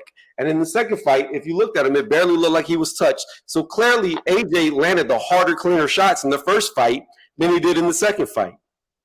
AJ got schooled in the first fight, and he barely won 2 rounds. So you can't even stay on point with your own logic. That's what's crazy to me. This is your problem. You're looking at data. Jimmy, when I make my points, at least when I make my points, if people go back 5 years, 10 years, or some shit that I said, I'm always on the same route. There's no deviation in my logic. My logic is sound all the way through. I don't backtrack. I don't contradict. I never double talk with what I've said in the history. What I say stands, is solidified, is concrete.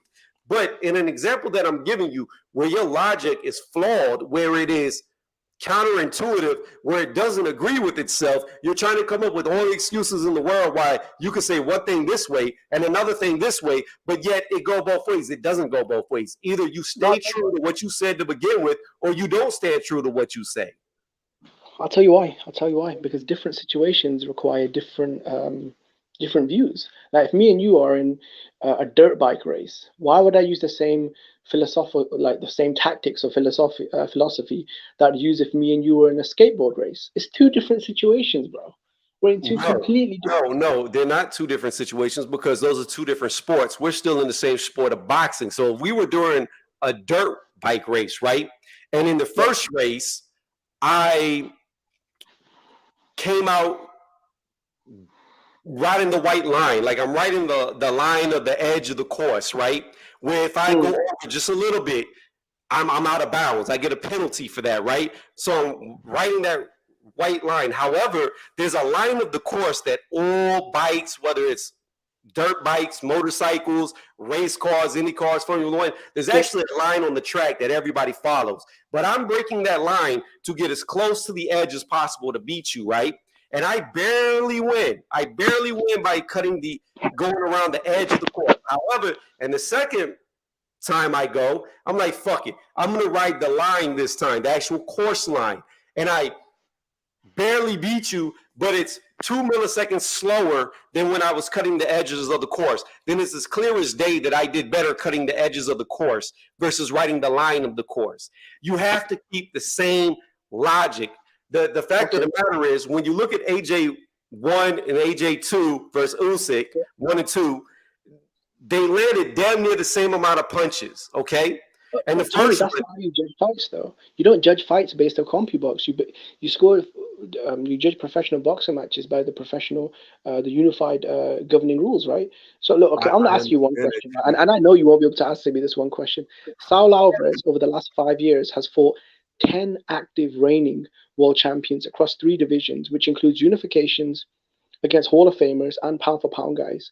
Can you name me another fighter that's fought more than 10 reigning world champions across 3 divisions, which includes unifications, pound for pound guys, and Hall of Famers? Restate the question. It was long-winded. Okay. Go ahead. Yeah. So over the last 5 years, from 2018 to 2023, Canelo Alvarez has fought 10 active and reigning world champions across 3 different divisions, and that included unification fights against top 10 pound for pound dudes and against Hall of Famers, right?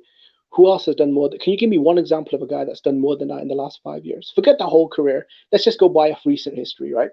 Canelo Alvarez over the last 5 years has fought 10 reigning world champions across 3 divisions, and some of those guys were on the pound for pound list, future Hall of Famers, and unifying titles, right? Who's done more than that? So if you're talking about resume, which you're going with, there is no dispute who has the best resume in boxing, but that's not what we're talking about. So the thing about it is, the thing about it is Canelo has an amazing resume. There is no doubt about it, but so does Katie Taylor. But if you look at Katie Taylor and you pull back the layers and you actually look at the fights, she had losses that she deserved. She lost to Pursoon in the first fight. She lost to Medusa when she fought Leonardo. So she had losses on her records where she was gifted wins. Yes, she has the best women's, well, maybe Shields now, but at the time, she had the best resume in women's boxing. Nobody had a better one than Taylor at that time. But she was gifted wins. Just like Canelo has been gifted wins. While he does have great wins, while he does have a good resume, guess what? There's asterisks all over it that other fighters don't have. Floyd Mayweather, right, the last great fighter, the last face of boxing or whatever, he had 3 fights in his career where large amounts of fans and media thought he was incredibly lucky. Castillo won and Marcus Maidana won. Those are 2 fights, right, that a lot of people, most people, thought he'd lost. You know, in the Castillo fight, George Foreman, one of the big defenders of Floyd Mayweather, came out and said, look, I love Floyd, but I've just got to be honest, he lost the fight. The punch statistics favored Castillo. The ringside journalists thought he'd won, and a lot of the fans thought he'd clearly lost that fight. Right? Same with Marcus Maidana. I thought Maidana clearly won the first fight, 8 rounds to 4, and there was massive fan backlash. That's why Mayweather got booed out of the arena. That was his hometown arena, and he got booed out of it because of the controversy, right? The punch statistics favored Maidana. The audience were literally throwing garbage in the ring, and a lot of the fans and media thought that it was a bad decision, right? No, Sugar Ray Leonard, right? Till this day, we're debating Hagler versus Leonard, who won that fight. Muhammad Ali, the greatest fighter of all time. Most people thought he lost every Norton fight. Like, you can't hold Canelo to a standard where he's had a few lucky breaks. Every fighter, every great champion has had a few, lucky breaks. Jimmy, He hasn't had a few lucky breaks. His damn near whole career has been a lucky break. Oh, We're not come on. talking about one or two fights. The dude lost every single round to Mayweather, but had a draw on one of the scorecards. If that doesn't tell you everything that you need to know about the fix being in, then I don't know what does. You don't lose every single round and get a draw. The Bivol fight was competitive on the scorecards, even though he got beat damn near every round. Statistically, he got beat all 12 rounds. Statistically, he got beat all 12 rounds. I gave him 3.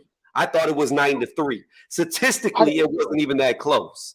So, in the scorecards, Bivol barely won on the scorecards. Like, what are we talking about here right now? Like, the amount of gifts that he has been given, he might as well have a Christmas tree in there because his Christmas tree is full. Okay. He might as well have working for him. Okay, so in the third Golovkin fight, right, a fight that Canelo dominated and won nearly all 12 rounds, 2 of the judges had it 7-5 in Canelo's favor.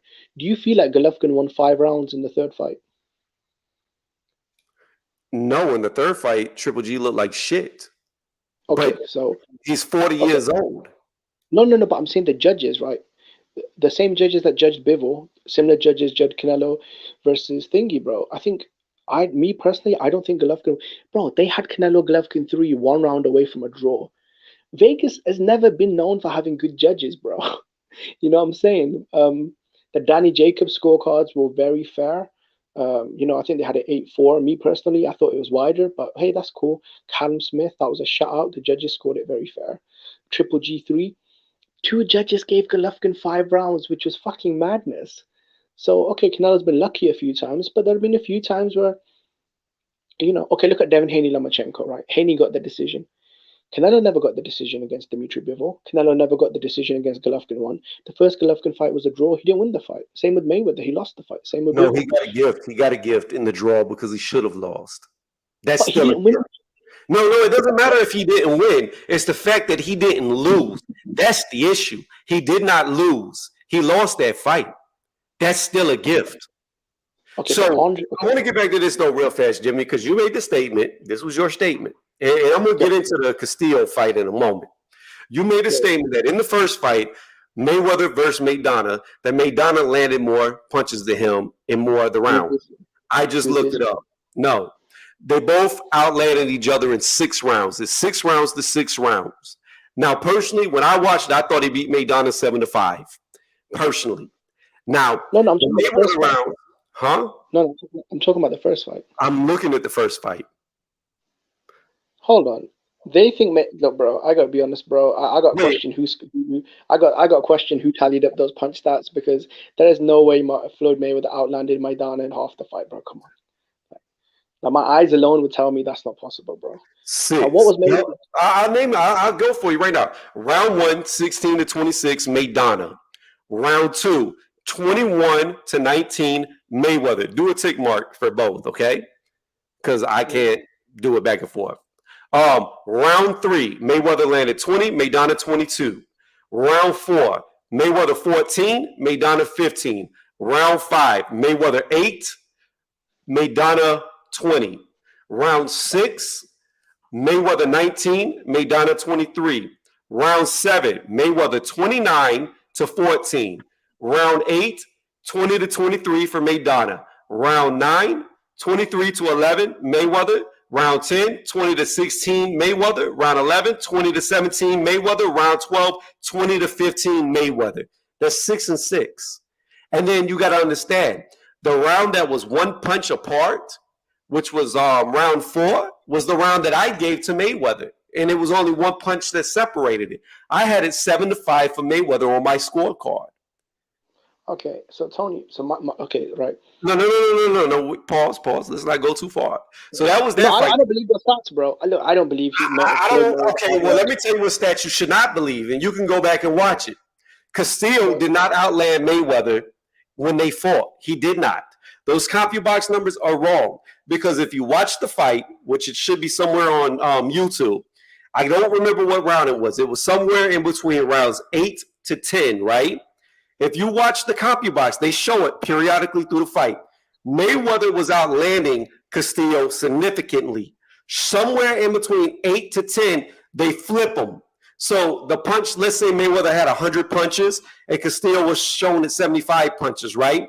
Say that was shown in round 8. And round 9, when they show it again, all of a sudden, now Castillo had 100 punches and Mayweather had 75. They fucked up. You can see it.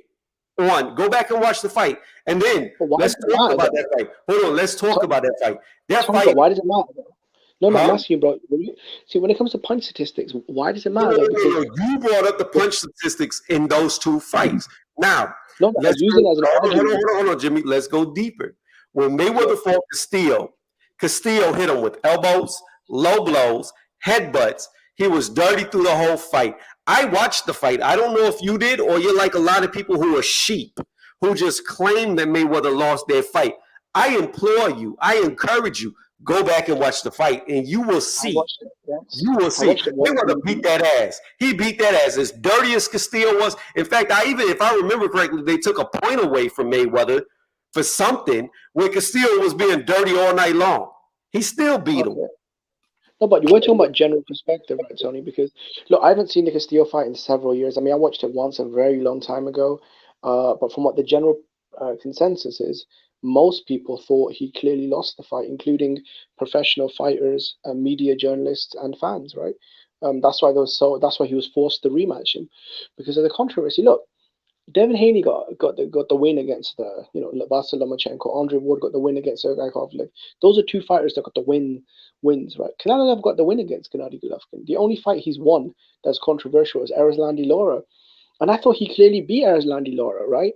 So you go by punch statistics. Who landed more power punches in Lara versus Canelo? It was, bro, why are we even talking about punch statistics? Because that's not used to judge fights. So the whole argument of Jimmy, pause. It's not used to judge fights, okay? However, clean, effective shots is the #1 criteria. Who lands the most? The clean, effective shots. Who lands the most? That's the #1. When you are getting significantly outlanded in every fucking round, then there's an issue if you win the fight.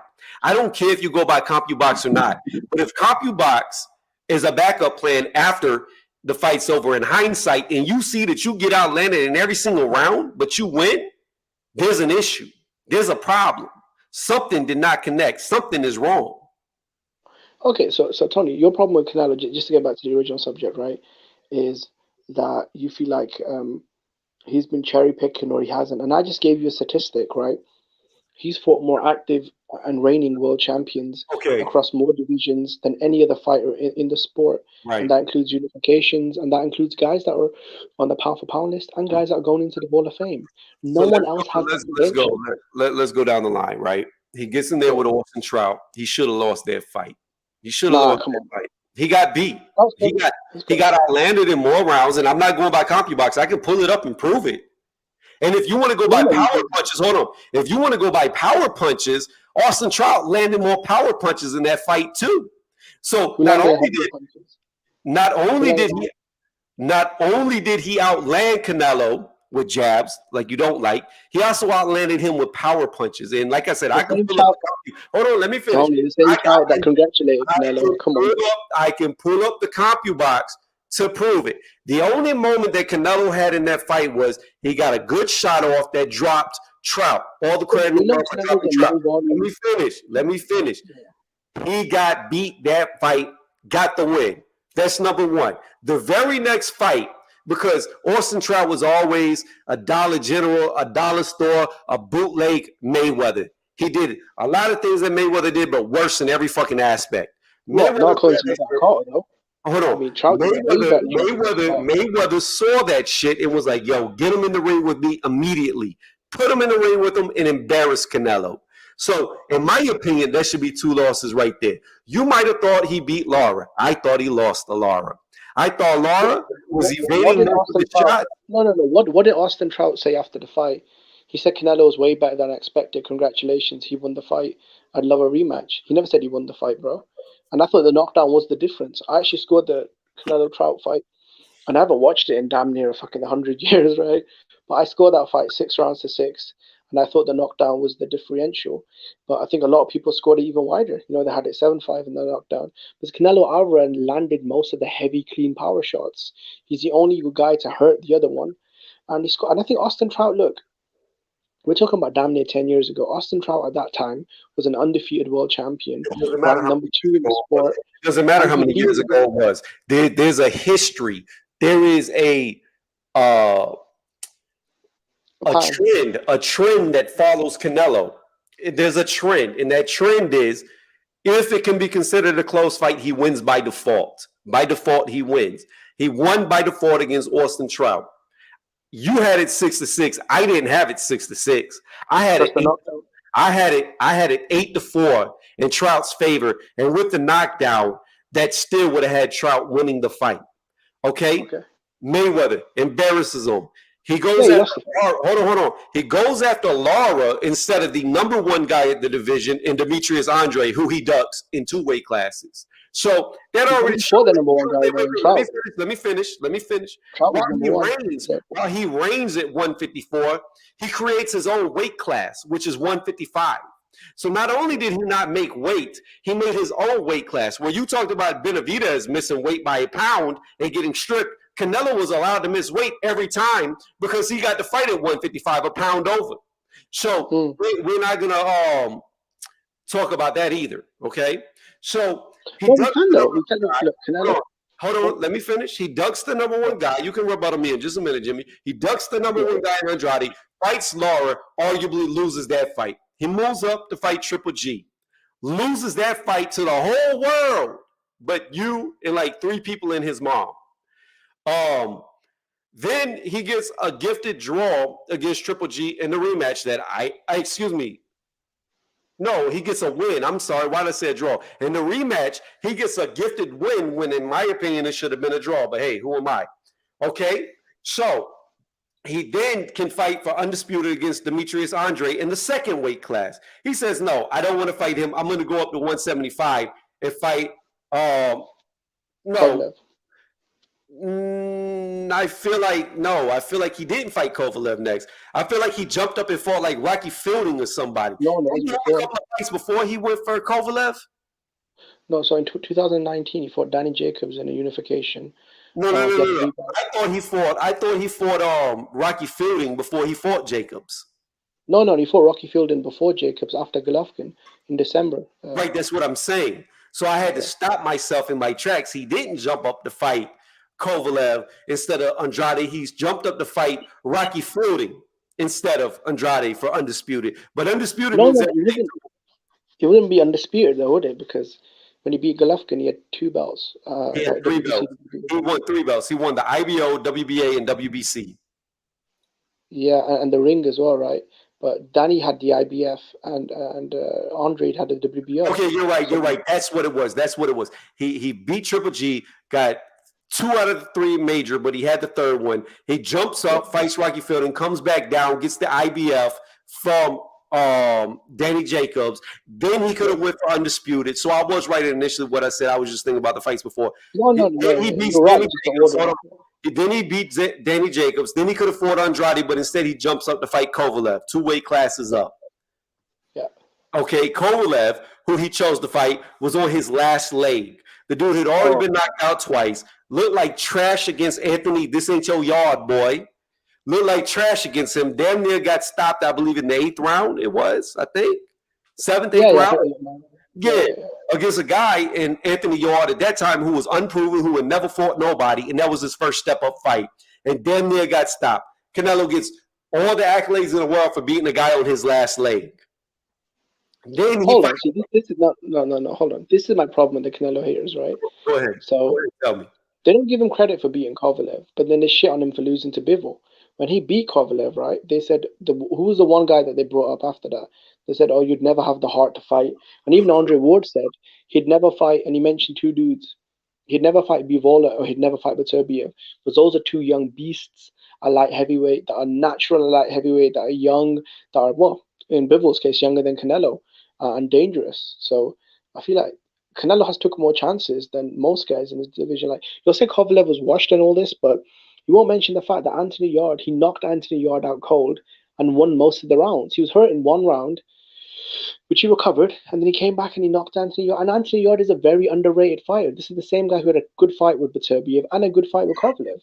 Yes, he's a European level guy, but Jimmy, at the big, time, strong, and athletic. at the time Anthony Yard fought Kovalev, if Kovalev would have been in his prime pre-Andre Ward, he would have stopped that dude early. It wouldn't even have been competitive.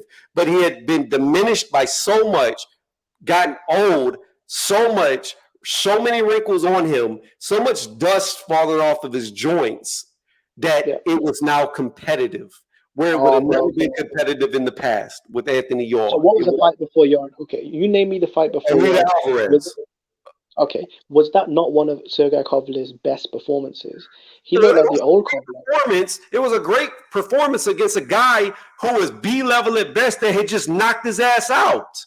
Yeah, exactly. So, but Alida Alvarez was, obviously a champion. He was undefeated and he was a top 10 guy.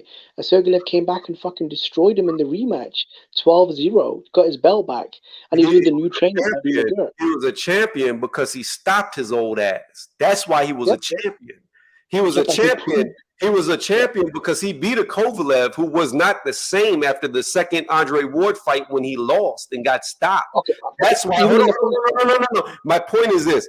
Alvarez beat Kovalev. He knocked him out, slept him. Alvarez was a B-level fighter at best. If Alida Alvarez would have fought Sergey Kovalev before Andre Ward, when he was fighting people like Pascal, it wouldn't even have been competitive. There would have been no competition in that fight. But he had fallen. He was already, hold on, Jimmy, let me finish my point. He was already so diminished when he fought Alida the first time, he got knocked out. Yes, he recovered. Yes, he won his belt back. All the credit in the world, but it was against a subpar opponent that he had to get his belt back from. Then he gets in there with another subpar opponent, and Anthony Yard, who had never fought nobody, who took the biggest step in his entire career, and damn near got stopped against a guy who had fought nobody. Like, this dude was not the same fighter when he got in the ring with Canelo. It's as plain as day to see. Okay, well, they're both, okay, so Tony, you tell me this, right, factually, because you like going by statistics, right? Factually speaking, Alida Alvarez and Anthony Yard were both top 10 light heavyweights, and they were both undefeated, right? So Sergey Kovalev he schooled Alida Alvarez in the rematch, right? Schooled him, the best he'd looked in several years, and then he blasted out Anthony Yard, two dudes who were younger than him, undefeated, and ranked very high. You're saying Kovalev was some dude that had just been knocked out cold 10 times. Did he not prove he wasn't damaged goods by avenging the loss? You keep saying he lost to Alida Alvarez, but then you won't give him credit for beating the fuck out of Alvarez and getting his belt back, and then beating his undefeated mandatory, big puncher, Anthony Yard, young dude, knocked him out cold. So he was going into the Canelo fight like with a few good wins, Like he'd beat two top 10 guys. Let me ask you a question, Jimmy. Who did Alida Alvarez beat to make himself so good, so high on these rankings? He beat several guys that were noted, man. He beat Jean Pascal. No, let's slow down. How far past it was Pascal when he got in the ring with Alida? He was definitely past his prime, yeah. What about the Kovalev win? Do you not give him credit for that, knocking out Kovalev and becoming the champion? I don't give him any credit because in the rematch, he got exposed for the trash that he was. And I don't mean to call any fighter trash. I'm sorry. I don't mean to say that he was a B-level fighter at best. He was never a world champion. He should have never been a world champion. This dude got embarrassed by Joe Smith Jr. Like, come on, are we serious right now? Alida was never good. Not on an elite level. And the only point I'm trying to make to you is this. Kovalev had fallen so bad. He was so diminished, so worn-torn that a guy like Alida Alvarez actually beat him. So what happened in the rematch, though? The point is going over your head. No, but you're right. Though, but you can't give him credit for shit on him for losing, and then not say, hey, you know what, Kovalev, was that not good for his legacy for him to come back, avenge a really bad defeat as well? He avenged the defeat. We're not talking about his legacy. We're talking about his weathering. Whether he was no, Jimmy. We were talking about whether he was the same fighter or not. When he got in the ring with Alida Alvarez, yes, I give him all the credit in the world for beating him in the rematch. But the fact of the matter still remains. Had Alida fought him The same Elite Alvarez that beat him, that was like 20-something wins with no losses, who really had fought nobody but John Pascal. That's the only real win that he had. And at that time, John Pascal had racked up at least 4 or 5 losses when he got in the ring with him. But had Kovalev met that same guy 3 years prior to that, he would have knocked that dude out quickly. It would not have been competitive. And that's the point I'm trying to drill into you. That Kovalev was not the same fighter. But okay, I'll agree with you there, bro. He wasn't in his prime, but it was still a good version, because if he was damaged goods, he would have got knocked out cold again in the rematch, which he didn't. He came back and he schooled him, outboxed him easily, 12 rounds to nothing. And then the rematch, the fight after that, he blasted out a young, undefeated, contender in Anthony Yard. So who did Anthony Yard beat to be a title contender? I have no idea, bro. The same guys that Demetrius Andrade beat for his titles, man. Anthony Yard beat nobody. He beat nobody. In fact, British people used to make fun of this dude, because this is way back whenever Mark used to have his channel. And Orton British make fun of Anthony Yard, asking the question, when will he ever step up and actually fight somebody? And then the first time that he actually stepped up to fight somebody, it was against Kovalev. And we all know. Go ahead, Bobby. They didn't even think the fight was going to happen because it was a huge step up. They was like, no, we don't believe it until he's in Russia, because it was such a huge step up that no one actually believed that the fight was going to go down. Well, I mean, we're not really talking about rumors, though, are we? We're talking about things that actually happened. I mean, Twitter gossip and all That's that not stuff. what he's trying to tell you, Jimmy. He's not trying to tell you about rumors. He's trying to tell you that it was such a mismatched, lopsided experience level fight that nobody actually believed that it was going to happen. That's what he's trying to tell you. Did it look like a mismatch in the ring, though? He put up look, this is the same guy that pushed Beterbiev. I mean, this guy gave Beterbiev a good fight, and that's years after Kovalev destroyed him. He became better after the fight. Yeah, we're talking about an Anthony Yard who fought Richardson twice. Like, it's not the same fighter. We're talking about a guy who was much more experienced when he got in there with the Arthur Beterbiev. Like, it's not the same fighter that fought Kovalev. Like a younger undefeated. Undefeated ain't everything, guys. Undefeated ain't everything. It is not, because I like to bring this dude up all the time. What happened to Jeff Lacey when he fought Joe Calzaghe? Oh, he got destroyed. His career was over pretty much after that fight. Yeah, and he was an undefeated knockout artist. Lights out, touch you with the left hook, you're done. Undefeated anything if you got nobody on your resume. No, I think. Well, I mean, Joe Calzaghe was the underdog, wasn't he, heading into the Lacey fight? So he was the underdog, but the point is, Jeff Lacey was a hype train, and he got derailed by Joe Calzaghe. He was more known than Calzaghe, so people thought he was better. That's just what it was. But my thing is this, though, Tony. Is it fair to say that Kovalev was a consensus, universally respected top 3 fighter at light heavyweight when Canelo fought him? I mean, that's fair to say, right? He was either number 2 or number 3 in the division, right? Or number 1. There was no. Ask me a question. No, Beterbiev is the lineal champion, so he's considered a number 1. No, that was after though. No. He beat the guy who beat Adonis Stevenson, became the lineal champion, and then Beterbiev beat him, so he's the number 1 guy. No, he can't. Kovalev can't beat a Jimmy. No, that was after though. Jimmy. What you should ask me, Jimmy, is who did I pick to win that fight? Well, look, whether you have a number 2 or number 3 or number 1, my point still stands, right? He was a consensus top 3 or top 2 guy in the division. He was still a champion, and he was still one of the biggest pitchers in the sport. Jimmy, and the video might still be on my channel. I don't know. That was a long time ago. They may have a copyright strike because of music on it, but ask me who I predicted would win that fight. You predicted Canelo to win the fight. I predicted Canelo would knock his ass out. And I said all the reasons to you that I'm saying now, because he was a diminished fighter. He was no longer the same. Yeah, this is what I think. I think that, Kovalev, he fought Kovalev, but he didn't fight the Crusher. That's just it for me. Like, he didn't fight the guy that was destroying the division, that was dominating the division. If that shit happened, Canelo would get knocked out. He fought a guy that was past. It wasn't a prime version, but was it a good version? I think it was a good version because that's why I give him credit, but I'd say this. To this day, he never fought the Crusher. He fought Kovalev, but he didn't fight the Crusher. I mean, most people thought Kovalev beat Andre Ward in the first fight, and it didn't take Canelo 2 fights to beat Kovalev. He knocked him out cold in 1, so it is what it is. I mean, isn't that Andre Ward's legacy win though? Sergey Kovalev, a guy most people thought he robbed in the first fight. He beat the Crusher. He beat the Crusher in the second Well, in fight. the first fight, when he got booed out of the arena. Yeah. Listen, Jimmy. I agree with you. I thought Andre Ward lost that first fight. However, Most people.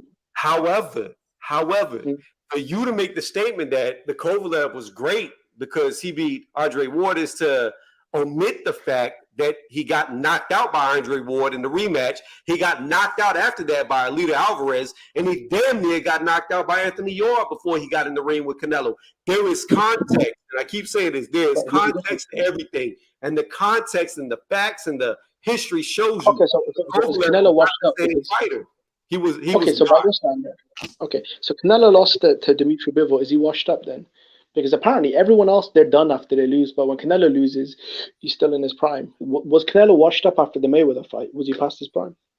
He was 23. I don't think he was washed up, no. But Bivol, he's getting closer and closer to because he has a lot of fights now. So he's getting closer and closer to that.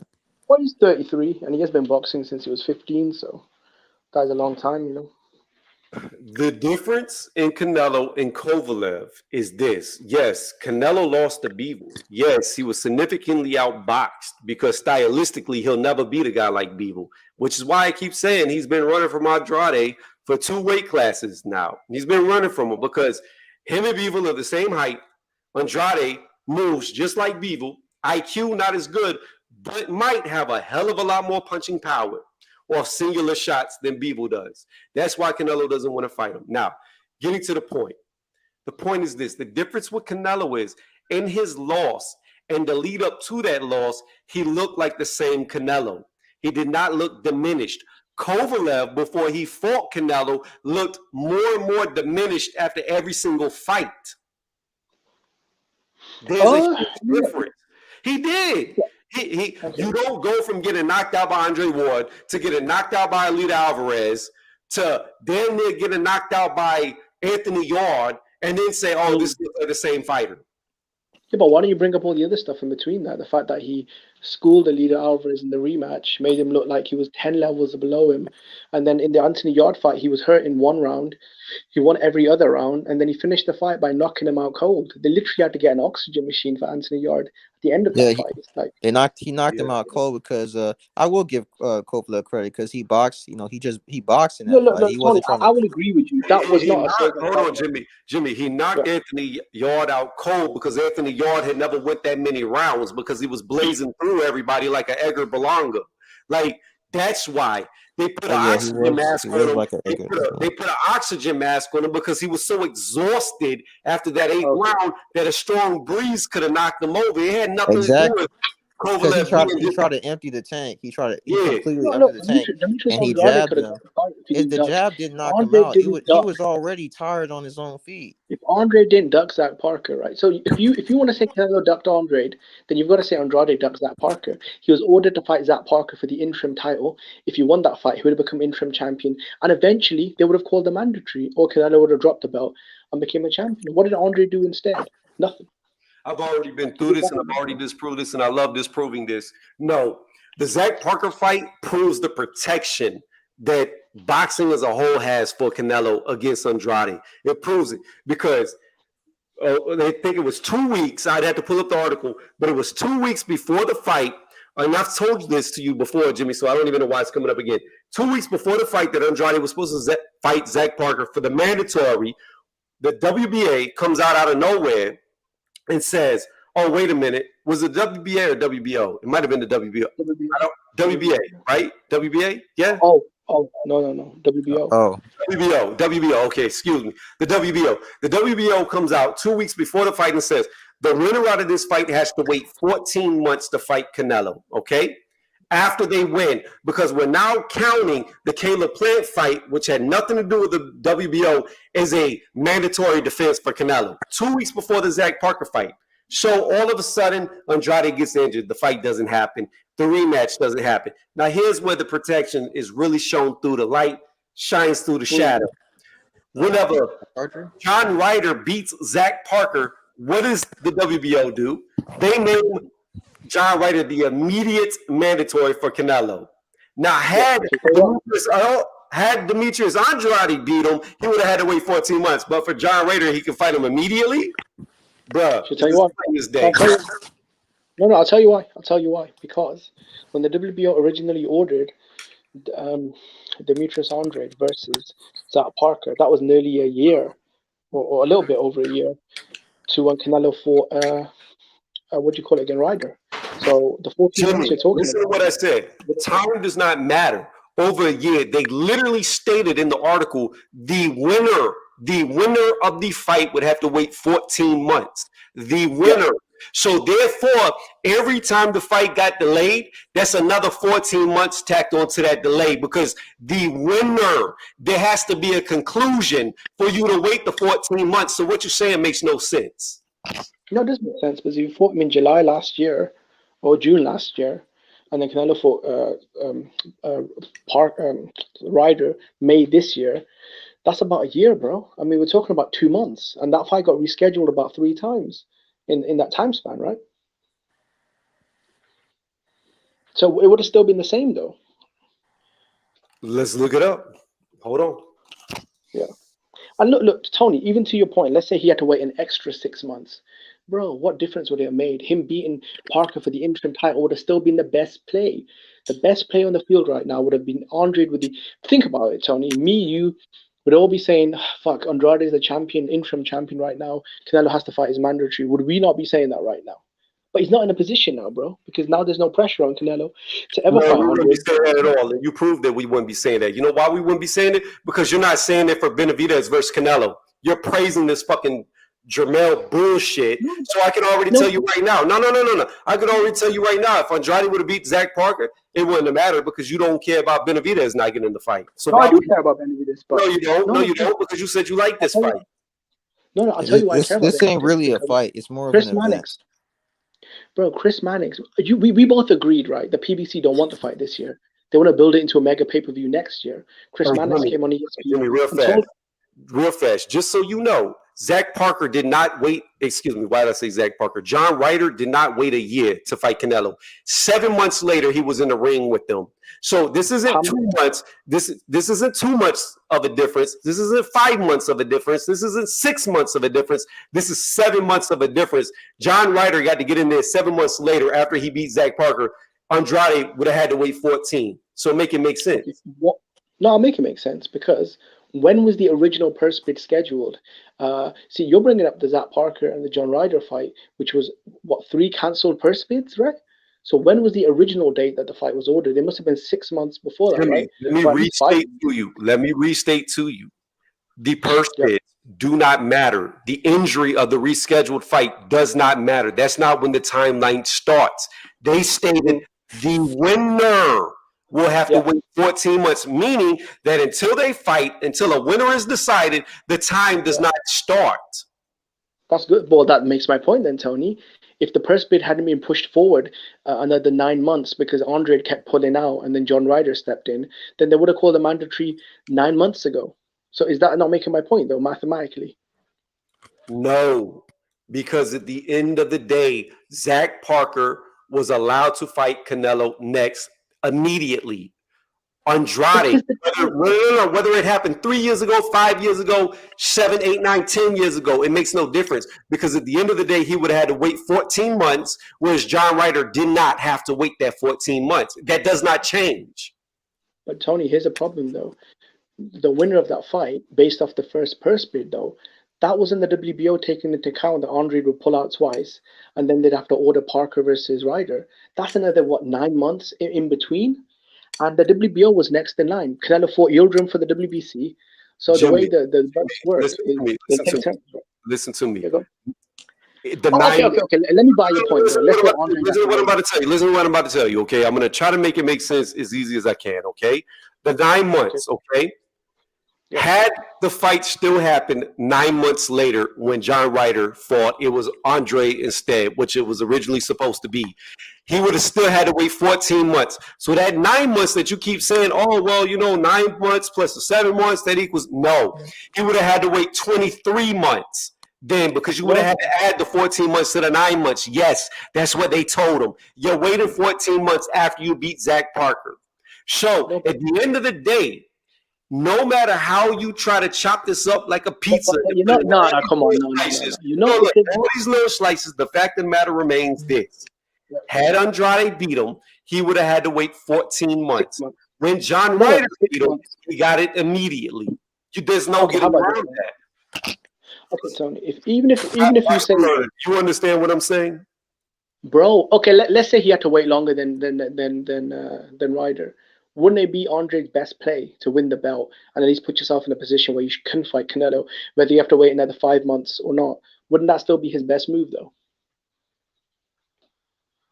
Because now he's doing nothing, bro. He's literally waiting on the shelf.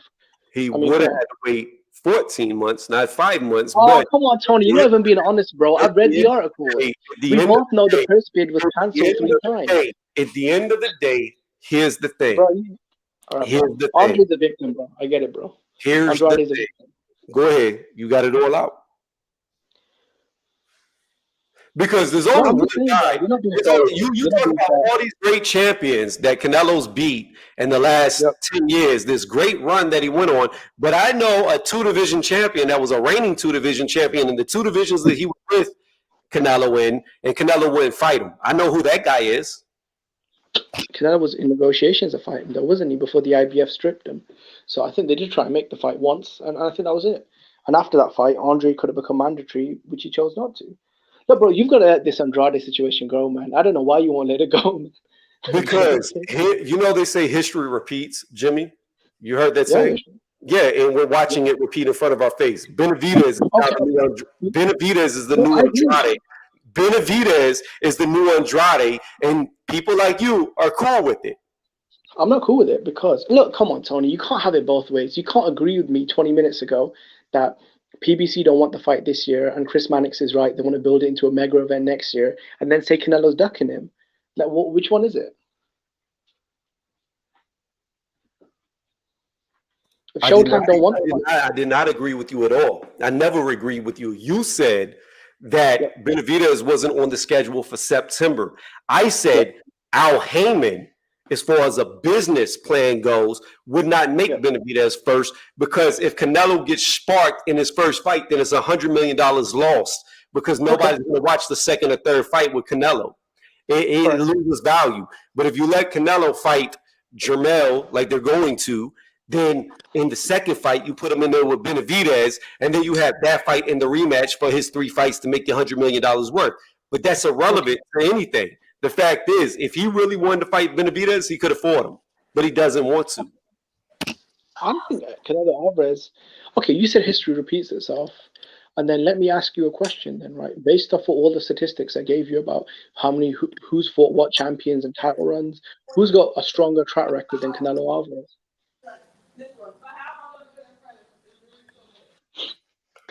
Who's beat more world champions than Floyd Mayweather Jr.?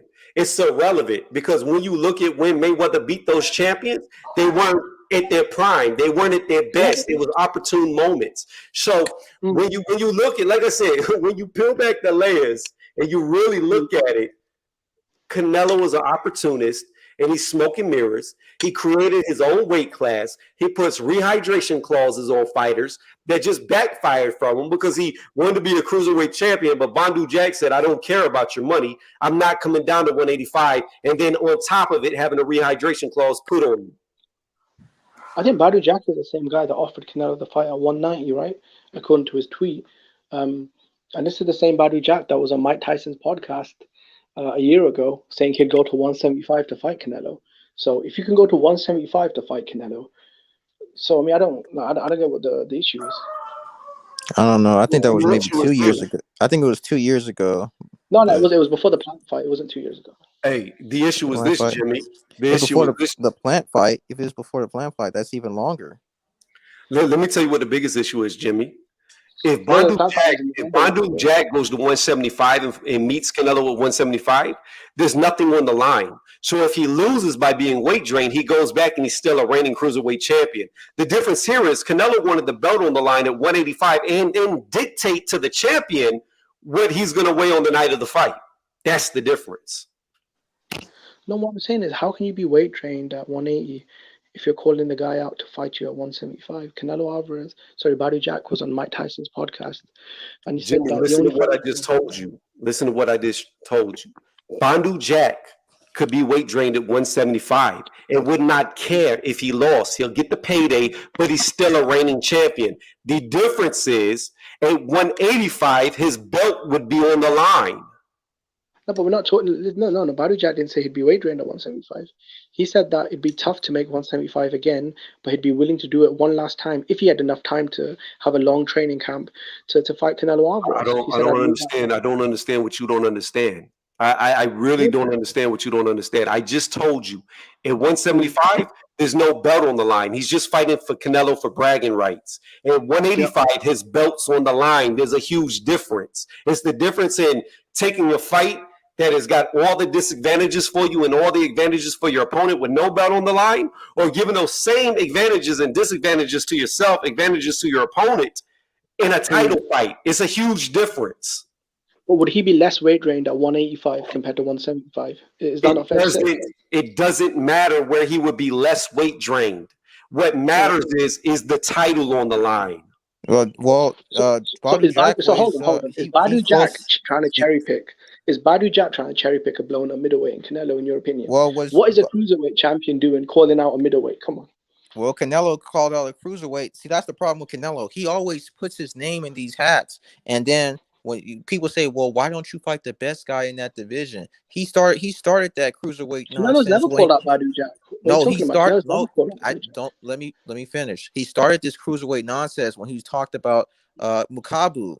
Before that, no one was ever talking about Canelo cruiserweight. He started this whole bullshit. And you know what? Bison Lerner. You know what? And you know who beat Mukabu? Bandu Jack. Exactly. Comes back up. Okay, did he fight Ilunga Mukabu though? He didn't though. That fight was talked about, it never materialized, and then he lost the light heavyweight. So a lot of things happened in between that fight, right? Canelo never called out Mukabu. That was the WBC and Eddie Reynoso said that. No, they did. Eddie Reynoso, and he took a picture with Mukabu. They was like, at the convention. We're gonna fight. At the convention, they were both there. Yeah, at the convention. But here's the problem, bro. The fight never happened, and Canelo lost that light heavyweight in between that. So would circumstances not change though? So losing a light heavyweight, would that not make a difference to thinking maybe I don't want to go back up to cruiserweight, because obviously losing at a weight class smaller than cruiserweight obviously would change things. I'm sorry, Jimmy. Is 185 more than 175? Yeah, 10 pounds higher, yeah. Okay, then what are we talking about?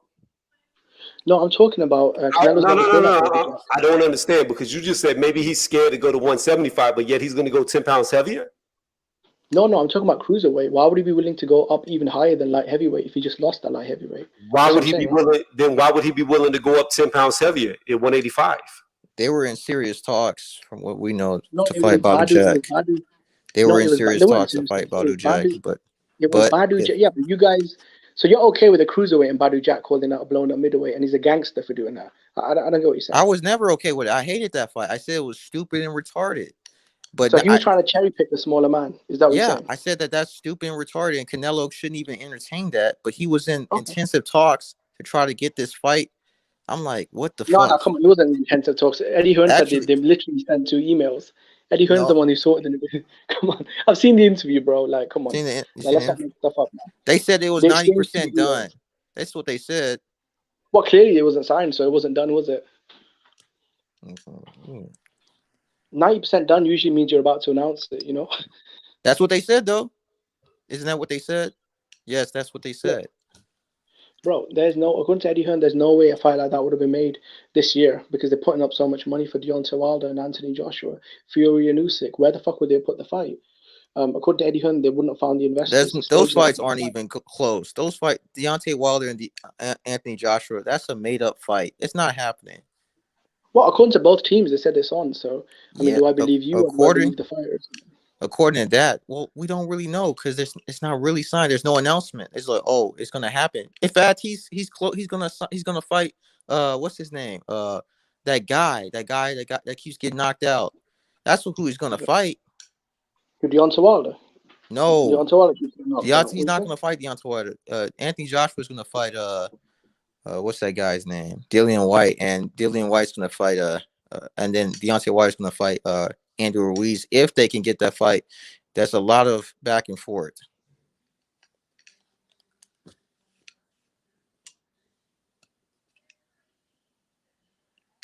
Well, he's gone. I don't know what happened.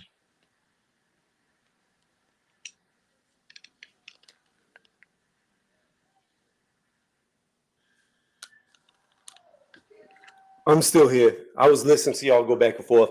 You're right though. They did say the fight was 90% done.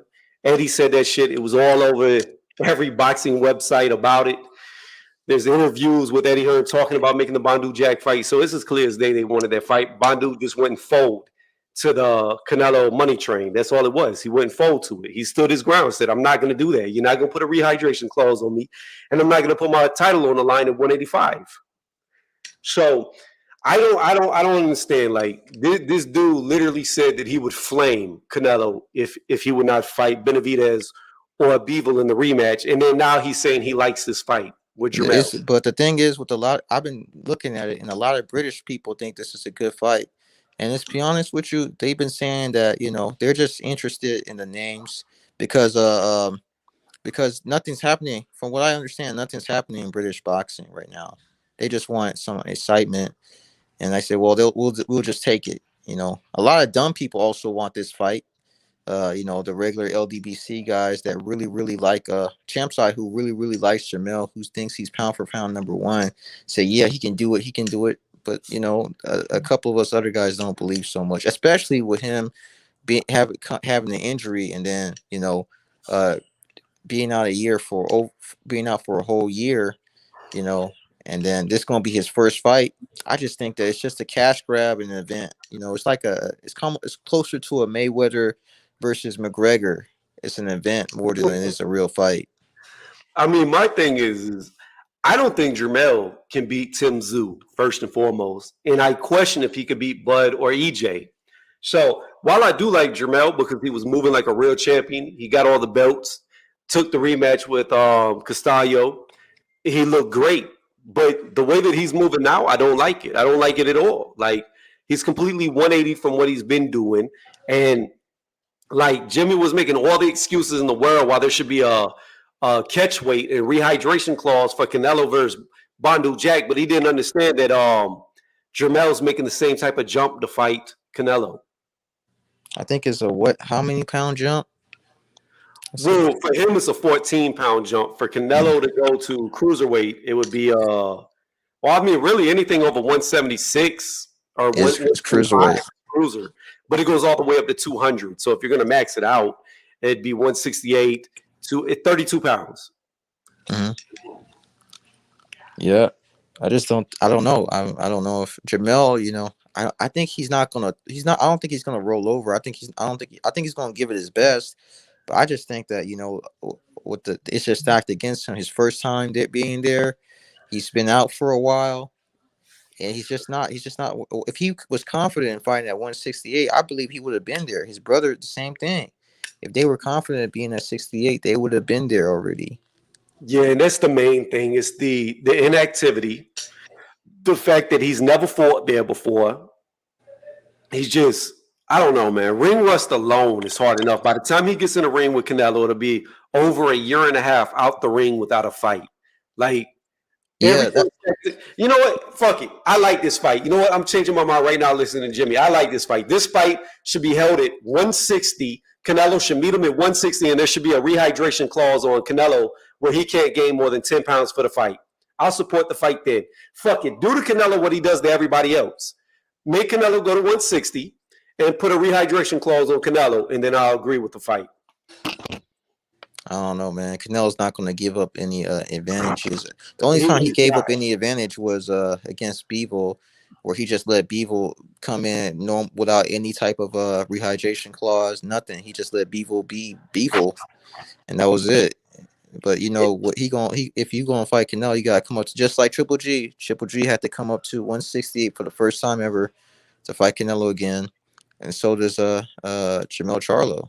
Yeah, I was just being sarcastic to make Canelo get done to Canelo what he does to other people. But yeah, the thing about Canelo is, to me, he's a cherry picker because even Bivol was a cherry pick. If he really wanted to be great, if he really wanted to fight the best guy in the division, why didn't he go for better beef? I think better be. Yeah, I don't know, but I think actually he went for from what people told me, he was going after Joe Smith Jr. first, and Joe Smith Jr. didn't really like, he felt like they were lowballing him, so he was like, nah, I'm gonna fight better BF, and then they had that fight. I don't know if they announced it before Bivol, but so he couldn't really get the better BF fight, so he went for Bivol. But Bivol, they said that Bivol was looking subpar in his previous fights, so they was thinking that maybe they can, maybe they can catch him, because normally they would never fuck with Bivol. Bivol would be too much. Well, it's just like, I mean, even Bivol himself is a duck in my opinion because he doesn't want to fight better beef. He could have fought better beef right now. Was in negotiations with him, wanted more money, could have fought him this summer, and now the fight for Undisputed is not going to happen. Yeah, because he felt like he elevated himself by being Canelo, so he believes he deserved more money. But I don't think I think he should have just took the fight. I think he should have taken the fight too, because then it would have been Undisputed versus Undisputed, Bivol versus Canelo versus. Yeah, that would have been the better Undisputed. But what's his name? That's the same thing. They Canelo tried to revisit the Bivol fight because a lot of people say he was ducking him. That was a point that they say, oh, you ducking a rematch. That you say you want a rematch, right? And it's all right, cool. Bivol's like, all right, we can do the rematch, but this time I get what I deserve. He said that in the press conference. He said he took the first fight because he just wanted the opportunity. He said, but this time I get what I deserve. And they didn't want to budge. They didn't want to give him more because he actually beat him. And he had a solid point. Hey, give me more. I beat you. I deserve more. And now Jermell, the likes of Jermell, who's going up 2 weight classes, getting more than what Bivol they getting what essentially Bivol wanted. Yeah, but you can't really count that because that's PBC giving the money versus Matchroom. So, but I thought Matchroom got the money though. I thought they got the money. I don't know what they got. I mean, to be honest with you, PBC looks like they're the ones making all the moves right now. Man, I can't believe it. They were telling me that PBC was going out of business. I'm like, I hope not. I hope not. I think I even made a video about that. You said that, yeah, it looking like they're going out of business. Yeah, I don't know. Like, they've had some good fights. They got good fights coming up, especially with Sonic Canelo. They're going to be good money-wise for the next, 2 to 3 years? Yeah, they're going to be good. So they're not going – I don't think they're going anywhere. I don't know. I think they are still cutting out people at Showtime, though. So yeah. hopefully it does well. So you got to think too, though. If Benavidez does beat Canelo, then the PBC just got a cash cow because now you have a Mexican beating a Mexican. So all of Canelo's fans are going to flock to Benavidez immediately. Some of them don't want that, though. Some of them don't want that. They just like Canelo. That's it. I don't think they really want to fuck with Benavidez like that. I like the best. Whoever the best is, that's what I like. And I like when the best constantly fight the best and don't cherry pick or do rehydration clauses or catch weights to try to get an unfair advantage. That's what I like. That's fair enough. But I don't think you can fight the best all the time. Sometimes you come back, you get a tune-up. Yeah, sometimes you do get touch just to stay active. Yeah, I agree with that. Like, you deserve it. Like after you beat so many tough fighters, take a fight or two off and then come back with another hard fight. I mean, I give you that. But look, I know you like Jermell, but Jermell, but he stands no chance in my opinion. Like it's just too long of a layoff, too high of a jump in weight against a guy who he's just going to be way bigger and ready for him. And then if you look at the competition level of Canelo, it's just night and day better. Yeah. But Canelo does, he's the division he's in, he's fought a lot of Europeans. Some of the guys just aren't really on the level of their American counterparts. Like Billy Joe, he was a solid middleweight for a minute, but then he started to deteriorate because he stopped taking boxing seriously. Like, and then he moved up to he saw an opportunity at 168 against a guy who was fighting for a title I never heard of, and I never heard of him again. He beat that guy. You know, he was just fighting him and Callum Smith. They were just fighting some guys that, you know, some of them were somewhat good, but they weren't really good. And they were both on the same side of the street. And, you know, they were undefeated. I'm like, but they ain't everything. These guys haven't really been fighting people. Shit, Callum Smith struggled with John Ryder, and John Ryder is pretty much a no-hoper when he's in the ring with Canelo. So I just feel some type of way about these European fighters. They're just, some of them are just not, a good chunk of them just aren't that good. They don't really stand a chance in the elite level, even though some of them are world champions. I don't know. I could see your point, but when you get to the higher weight classes, like just say 168 and above, American fighters seem to fall off here recently. It didn't always used to be that way, but if you go look at the heavyweights, there's no real American up there besides Deontay Wilder, and we don't know where he fits in amongst the Europeans. Andrew Ruiz has turned into a joke. He don't even want to fight Deontay Wilder, it's looking like. And then outside of that, we don't have nobody at the top. You had big baby Jared Anderson, but he just looked like trash against Charles Martin. And that was a Charles Martin who only had 11 days to get ready for the fight. You go to cruiserweight. We don't have nobody there. Who do we have at cruiserweight? Akoli just got beat. I forget the guy's name that beat him. He's European. You got Bondu Jack. You got that one dude from New Zealand. Yeah, Australia. Yeah. But there's no Americans there. You come down to light heavyweight. You got Better Beef and Beevil. We had Joe Smith Jr., but he got demolished by Better Beef. And then you come down to 168 and you got Canelo. And then all the other guys there besides Benavidez were European at the top. And Caleb. Benavidez and Caleb were Americans. I never rated Caleb playing. I don't think he's good at all. Really? Wow. No. I thought he was good, but I just thought he just fought like a pussy against Canelo. The problem with him is he gets tired after the 6th round. Like, he's a dude with no gas tank. And, you know, you're not going to beat a Canelo if you get tired. You're not going to beat a Benavidez if you get tired. You're not going to beat elite fighters if you tire out by the 6th round. If Caleb Plant had a gas tank that went from 1st round to the 12th round and he could keep the pace, he'd be a great fighter. But he wears out too fast.